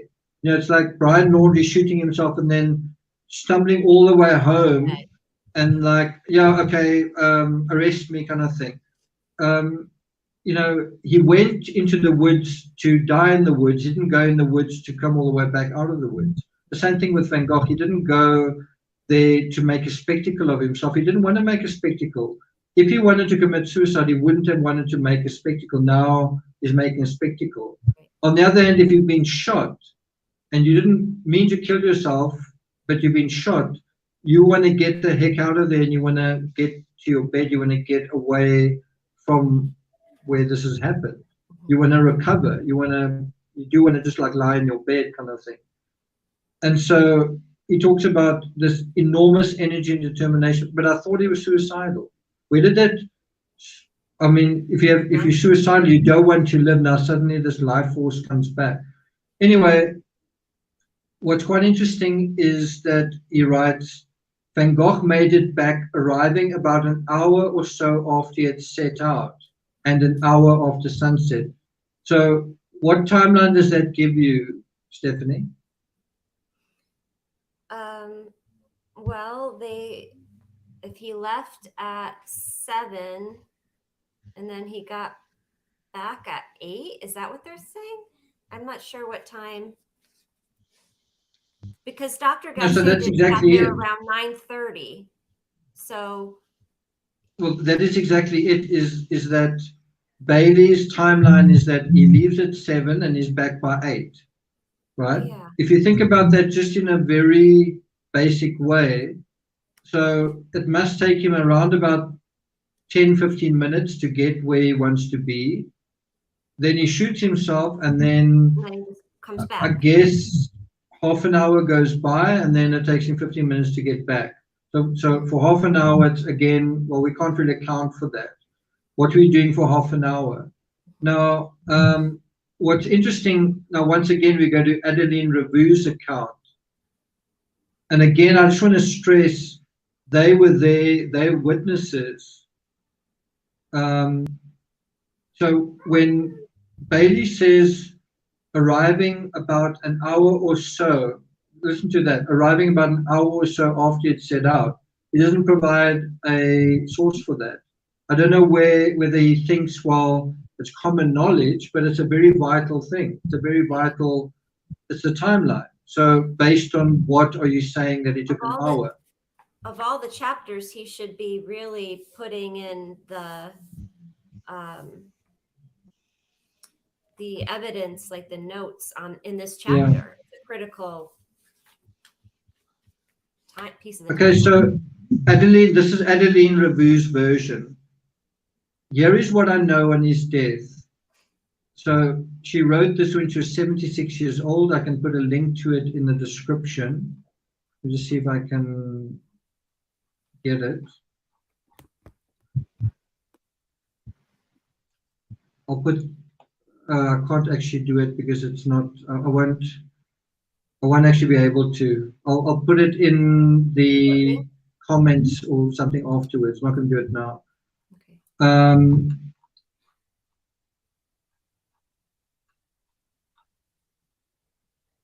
This is what she writes. Adeline Revue, the innkeeper's daughter. Here is what I know on his death, meaning Van Gogh's death. That Sunday he went out immediately after breakfast, which was unusual. At dusk he had not returned, which surprised us very much, for he was extremely correct in his relationship with us. He always kept regular meal hours. We were then all sitting out on the cafe terrace, for on Sunday the hustle was more tiring than on weekdays. That sounds to me like a likely memory. It feels like it's true. Then they say, when we saw Vincent arrive, so all of them actually saw him, night had fallen, it must have been about 9 o'clock. Vincent walked bent, holding his stomach, etc., etc. Now, the difference here is that she puts the time at 9 o'clock. That's a whole hour later. So in other words, according to, if you put these two versions together, if you say he did leave at 7 o'clock and now he comes back at 9 o'clock, he was somewhere for 2 hours, theoretically. Couldn't he have gone somewhere and had dinner and then something? Just saying, possible. Just saying that's quite interesting. You could also say that she's basing the time on the light, the time of day on the light, and you could say that's quite a rough way of doing it, but it's not like she says 7:30, 8, or 8:30, 8 o'clock. It's 9 o'clock. It's quite late. And she's also basing that on the habits of the folk every Sunday night. She's basing it on every Sunday night, and around about this time we're done serving the clients and we're quite tired. You would think a restaurant person would know, like when closing time is, that we sort of know, well, that's the time, on the Sunday night. You would also think on a Sunday night, remember the next day is a work day, that the people would start going home around about 9 o'clock because it's next day is a weekday, right? In the letter you shared with us on Patreon, that you were sharing with us just now, she also said that they were waiting for him because he wasn't back yet, and they were getting a little bit worried. Yeah, exactly. She writes that mother asked him, Monsieur Vincent, we were anxious. We are happy to see you return. So it's kind of like they were already actually worrying about it. They were like, where is Vincent? Is he usually back by this time? Right. So he's coming back home much later than usual, and they're wondering what that's all about. And so you've got to ask the question, did he go out to commit suicide, or did he actually go out? Remember, it's a Sunday night. Did he go out because there was a social engagement? So on the one hand, you can say, is he going out because of X, Y, or Z? On the other hand, you can say, what is different on that day when he got shot to all the other days? And one of the obvious answers is, on that day, everyone else is more socially available, right? That's the day that he always saw the gâchets. He saw them that we know of. We socialized with them. That was on a Sunday. It's also the same day when he would socialize with his own family.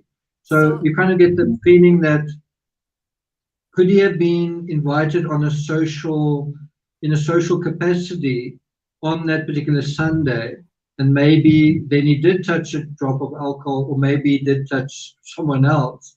Or in other words, maybe he wasn't committing suicide, maybe he was actually having a happy moment that got out of hand. He was having some kind of encounter that didn't go very well, right?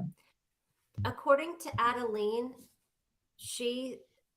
I see Robbie's question. He had been gone all day. He had left before breakfast, which was unusual for him, and he didn't return until around 9. That's the timeline. Yeah. So I could be wrong on this, but Adeline Revue said he was extremely correct in his relationship. He always kept regular meal hours. And I understand that to mean breakfast, lunch, dinner. Mm-hmm.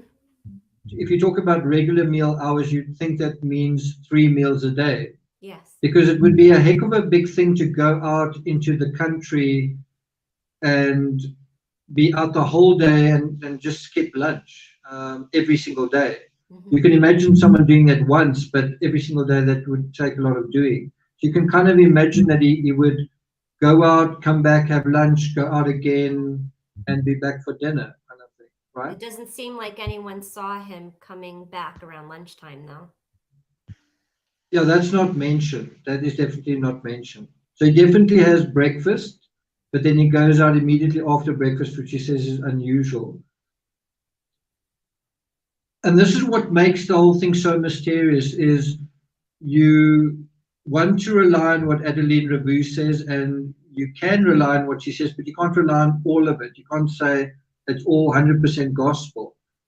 You've also got to be careful how you rely on certain of these other witness statements, because some people may have an agenda, and also it's not necessarily, I mean, nobody saw Vincent shoot himself in terms of the narrative, so nobody knows where it took place, so you don't actually have a witness. Obviously, if someone did shoot him, then the person who saw that's not going to say that. They're not going to say, "Oh, hi, no, it was in my house. I was there. I saw it." So just to kind of break this down in the most basic way, he walks to commit suicide, he botches it, and then he walks back, and the gun's gone. That's really the bottom line of this whole story. Yeah. So just think about how human intentions work and motives work. He goes to all the effort to, I'm going to walk to commit suicide. He shoots himself, messes it up, and then he comes all the way back, and now the gun's gone.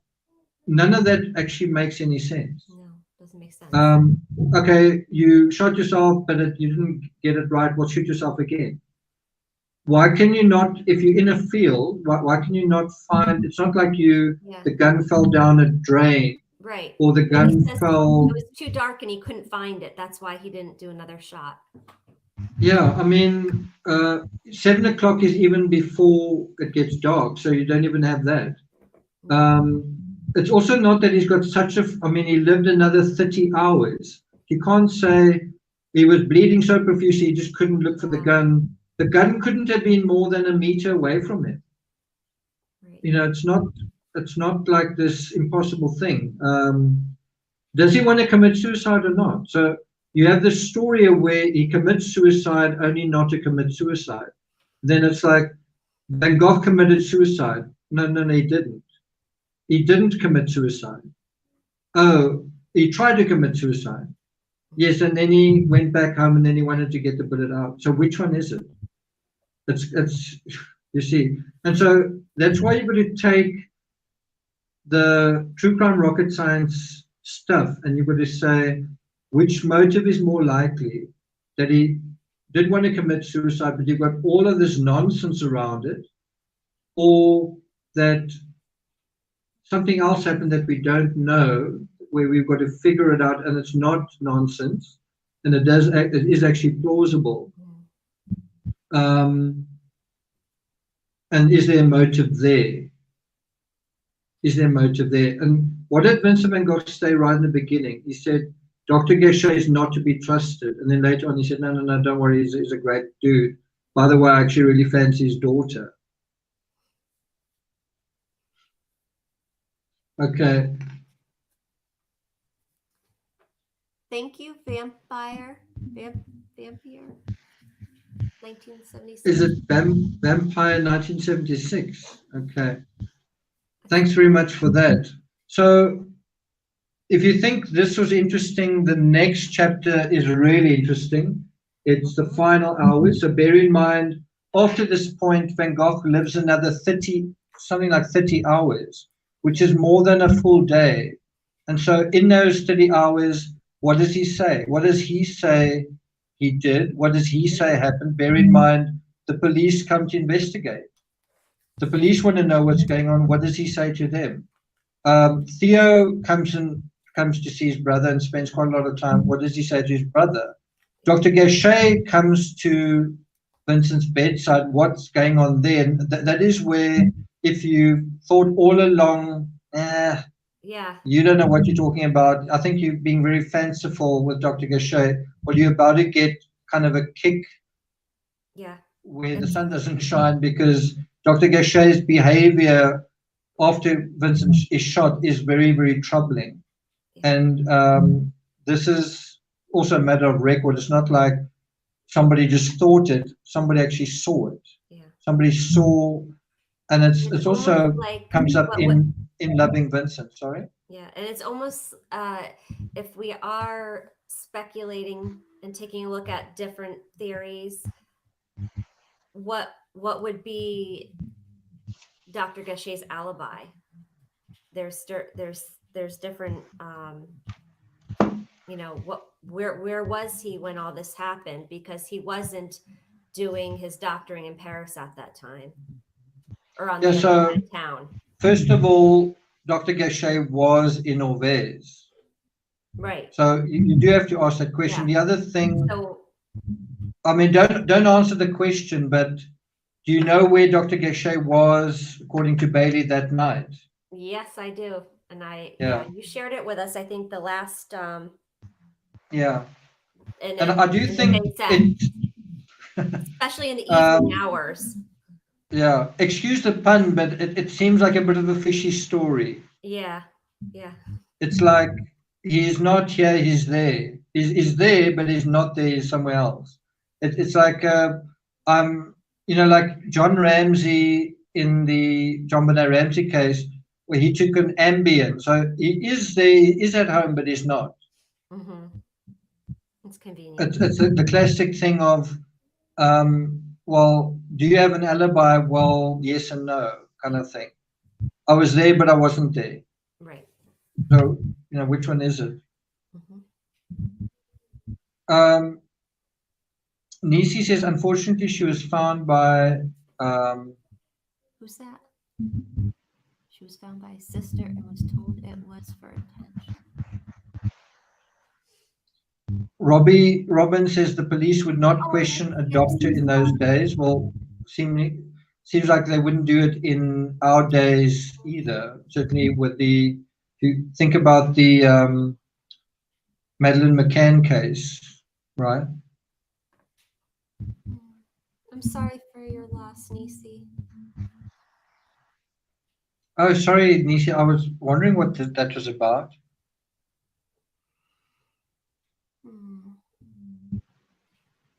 Oh, I see. Okay. I lost a best friend to suicide. Yeah.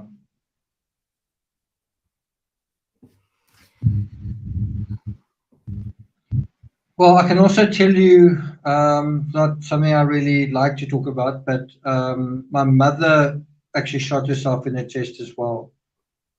She did? It wasn't it was over there. Yeah. Oh, wow.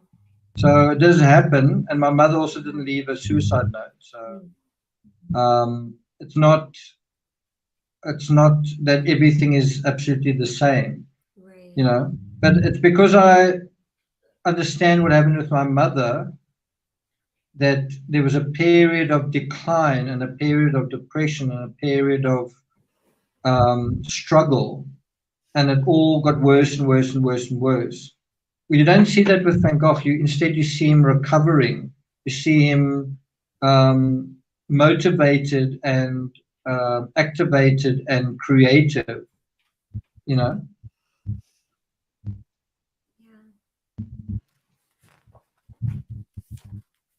When are you going to go over the next chapter? Because I know you're trying to squeeze a bunch in. When are you planning on going over that one? What about it? I was just wondering when you were going to go over it, because I know you're trying to squeeze a bunch of... maybe Sunday. Oh, really? Okay. Yeah.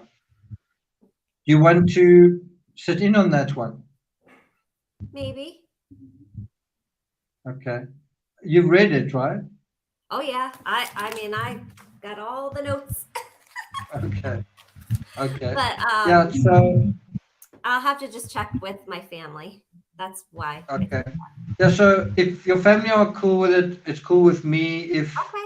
I don't want to cause any problems there. If you can, great. If you can't, it's also okay. Yeah. Yeah. I mean, actually want to. if I wasn't with you, I'd probably be watching. Yeah, I suppose that's also true. I must say the next 3 episodes are going to be very interesting. It's not just what happens in the next 30 hours. It's not just what happens at the funeral. It's also the aftermath. So if all along you say, no, Dr. Gogh is fine, he didn't do anything wrong, well, it gets worse and worse and worse. And so you've got to ask yourself, is he really just this really oddball who's gotten really, really interested in Van Gogh all of a sudden? Bear in mind, he hadn't sold anything until that point. As soon as he dies, suddenly Dr. Gogh gets all his art and everything gets very, Dr. Gogh gets very involved. One's got to wonder, you know. Bear in mind, he's been quite dismissive of Van Gogh's condition. He's even quite dismissive of Van Gogh on his deathbed, but when Van Gogh's no longer in the picture, suddenly he's very hands-on. What's going on there, right? Maybe I must just read the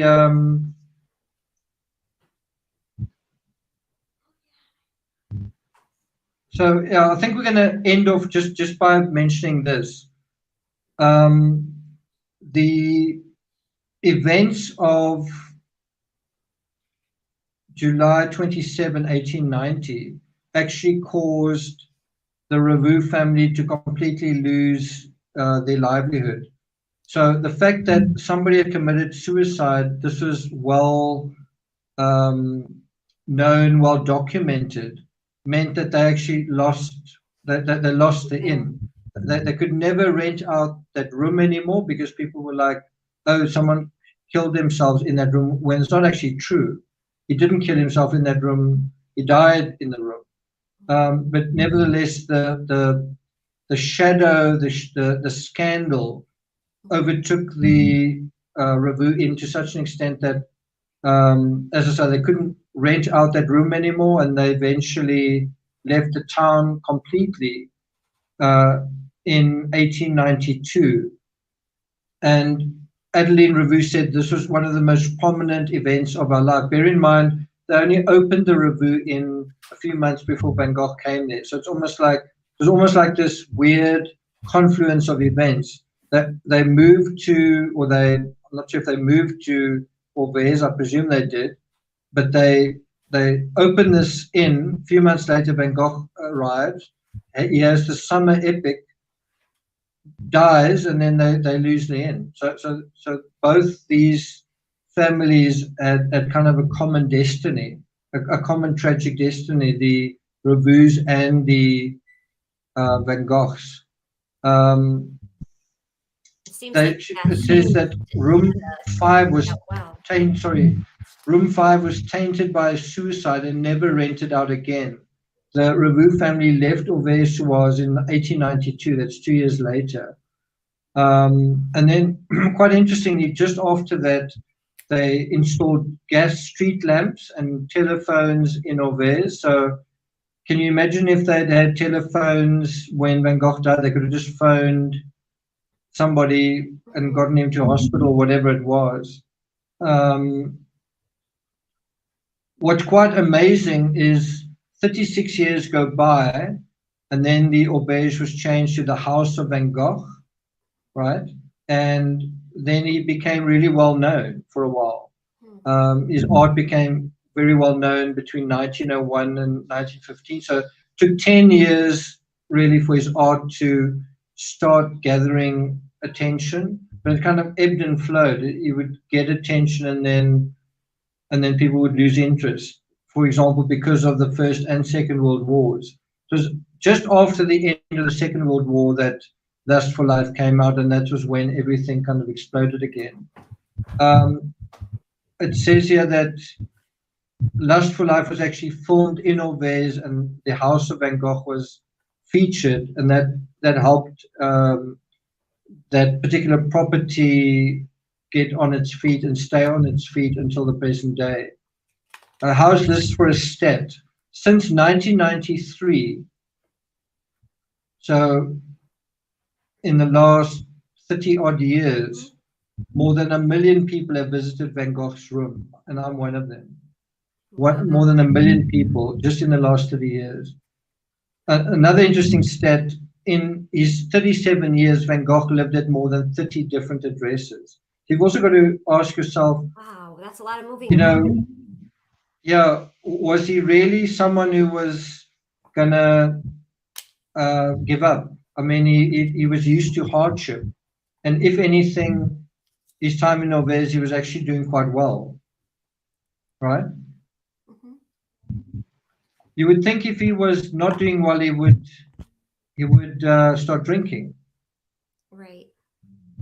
I was going to say start womanizing, but maybe he was. Yeah. I just switched my earbuds. Okay. They ran out from the gym.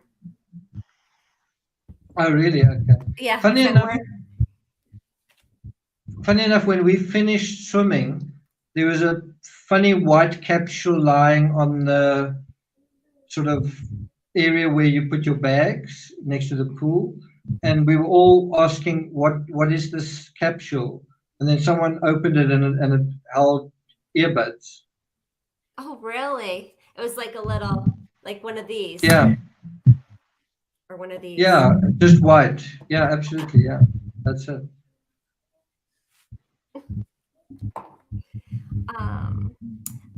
Karina wanted to know if you can do a survey of who believes it was murder and who thinks he committed suicide and who is still undecided. I don't know if you know how to do that while we're live, but if not, maybe we could do that updated survey. I think I can. Let me. But there may be a problem in terms of. Thanks, Sharon. As soon as I open the internet, then it can sometimes interfere with my connection. But let's just see. I think I can. Poll. Sorry to hear that, Robbie. What's the question? Do you believe? To do a survey and to put the choices of it was murder, it was suicide, or undecided. Here it comes.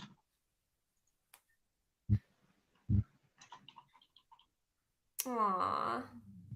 I know for my friend, his family, because of there is a lot of shame.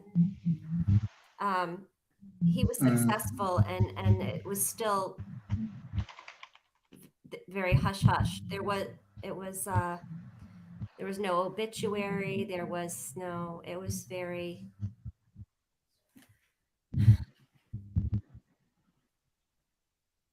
Okay, gotta make my choice. Okay, it's up there. All right. Good job. Thanks, Nick. No, thanks a lot. Okay, so do you guys agree that there is some substance to what we're talking about? It's not like just, well, they never found the gun. There's quite a lot more to it just than that. The gun disappearing is a big part of it, but there's a lot more to it than just that. Thanks, Sharon. I know. Yeah, I wouldn't have minded putting up a story on Alec Baldwin now. I feel like by the time I do put it up, because I've got to go and sleep now, it's already past midnight. I'm going to be out of my sleep cycle if I don't go to sleep soon. So I can't do it now, but by the time I put it up, it's kind of going to be old news. And true crime rocket science needs to be fast. Is But it what you I'm the posted? new True Crime Rocket Science. The rocket is slowing down a bit. It's going into low Earth orbit. Wow, so 82% are saying that he was murdered. So Stephanie, I think you've done a good job. We've done a good job. Yeah. So there are 11 who have voted. I'd say about 7 or 8 have voted was murdered. Who is here that thinks he committed suicide? There's definitely one person. You want to call him Identify out? yourself. Identify yourself. Priya says, I'm glad you were able to open up here, Robbie. I hope your daughter can discuss her feelings about what happened to in due time. Priya, have you been busy with something? Because we didn't see you for a while. I was a little bit worried.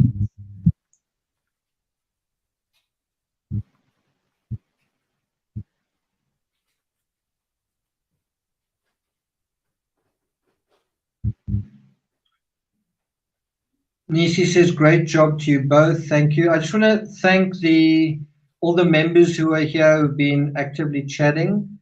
We most of the time had between 40 and 50 people, which for me is like a lecture room. It's a nice kind of classroom size of people, and we can get to your questions and deal with your comments. Also want to thank, there were a couple of awesome super chats. Thanks a lot for that. And then also to our mods, not that our mods really need to do too much with our very well-behaved members. Jean, thanks a lot for joining us. Sharon, you as well. Sharon, also thanks for passing on that news story. I'm glad that I saw it before I went live. Actually says, this has been fantastic. So we'll probably see you again on Sunday. That's going to be probably even more interesting than this episode, and it even gets more interesting after that. Just so that you know, there is a chapter coming up. I've only read up through the next chapter. Okay.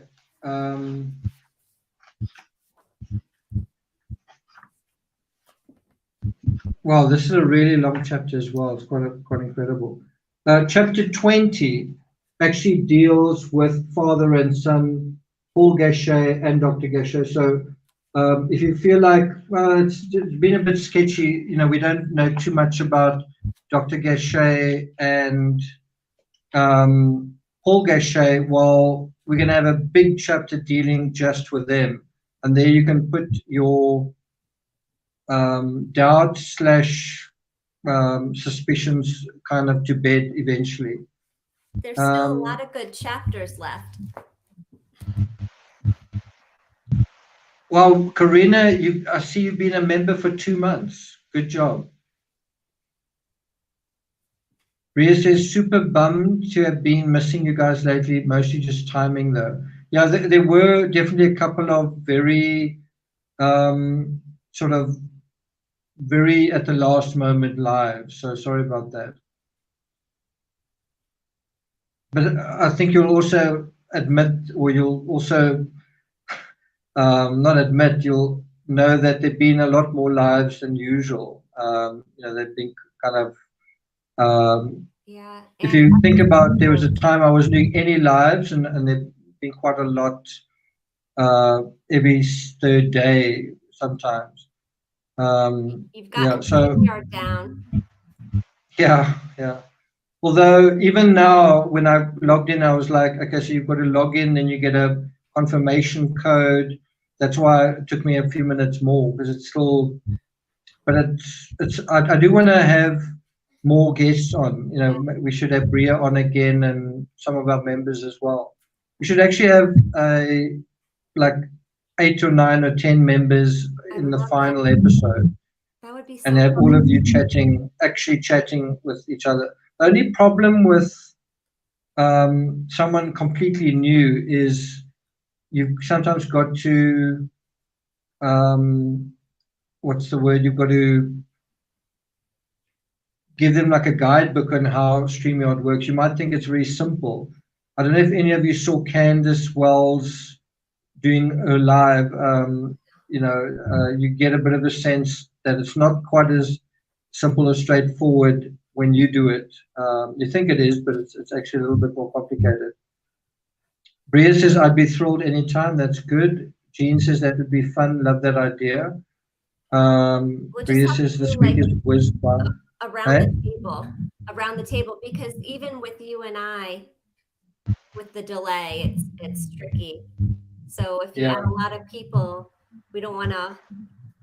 I mean, you'll stop and you'll say hey or what, but it would get a lot harder with. I don't know. Robbie Robbins says I would be too shy, but you can we want to see your face, so you don't have to say too much. But so the next live will probably be on Barry Morphew around about this time tomorrow, dealing with the affidavit. The next one on Van Gogh will be Sunday, so it's literally 3 lives back to back. Next weekend there won't be any, so enjoy it. So I do think that's a good suggestion from you, Stephanie. You have sort of you go in a sort of a circle kind of thing. Just a suggestion, because you think of something and you want to say it when the person you're with is pausing, but then it ends up cutting them off. That's the hardest part. I also don't know how. I haven't really. I think we've done one with 3 of us, just me, you, and Bria. I don't know what happens when you have 5 or 6 or 7. Because it's all around the world. It's not like it's everyone in America. So StreamYard might be really stretched trying to get everyone on the same page when someone's in France, someone's in South Africa, someone's in. It might not actually work, but maybe it's worth a try. I guess we'll see. Sure. Bria, I'm going somewhere next week. I don't want to say exactly when, but I'm going somewhere next week.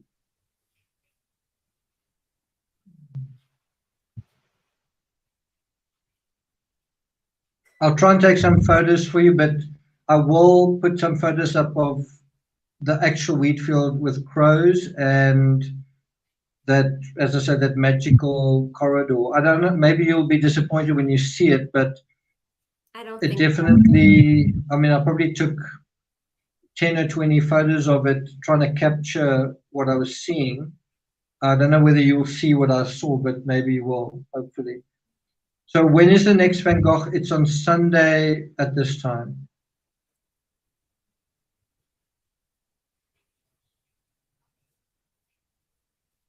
So was murdered has gone down to just below 80%. Wow. So there's 14% that still haven't made up their minds. Okay. Who says here that he committed suicide? I want to know. Who are you? Now, can anybody vote, or is it just the members? So maybe it's someone who's watching. I don't know how that works. I don't know if I think non-members can't vote. Oh, okay. So somebody, a couple people in chat. Who is it? Make yourselves known. Okay, so Stephanie, thanks a lot for being here. And let me know about Sunday. It's really fine either way. I don't want to take you away from your family. My husband's tiptoeing around because he doesn't want to make noise. Okay. But you must tell your husband that after this, there won't really be any, it's not going to be like this for months and months and months. It's really just. Yeah. Yeah. Karina says, my English is slipping. I must be tired. Actually says, come on, fess up. Robbie Robin says, what does Timmy think? Well, Timmy is like, it's bedtime. That's what he thinks, I think. Anyway, thanks to those 39, 38 of you who are watching right now. Thanks for everyone for joining us. I really appreciate your enthusiasm, especially your enthusiasm, Stephanie. You bought the book. Also want to thank someone left a 25th review. Can I quickly read it? Yeah.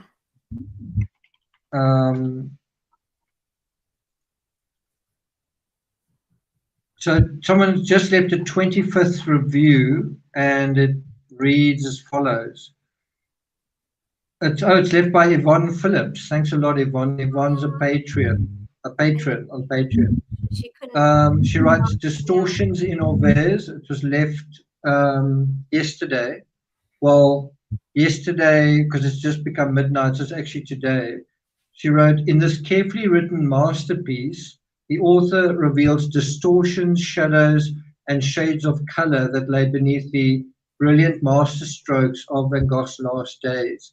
It lays bare a fascinating whodunit scenario, examined through a high-powered true crime lens.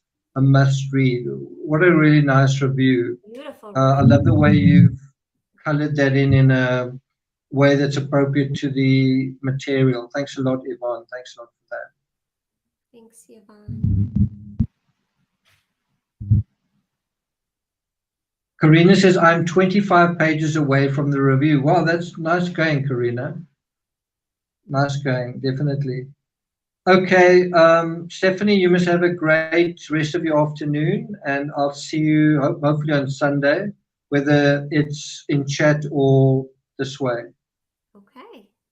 Thank you for having me.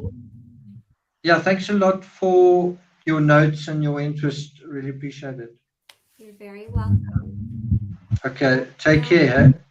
Okay, cheers. Bye-bye. Bye. Bye.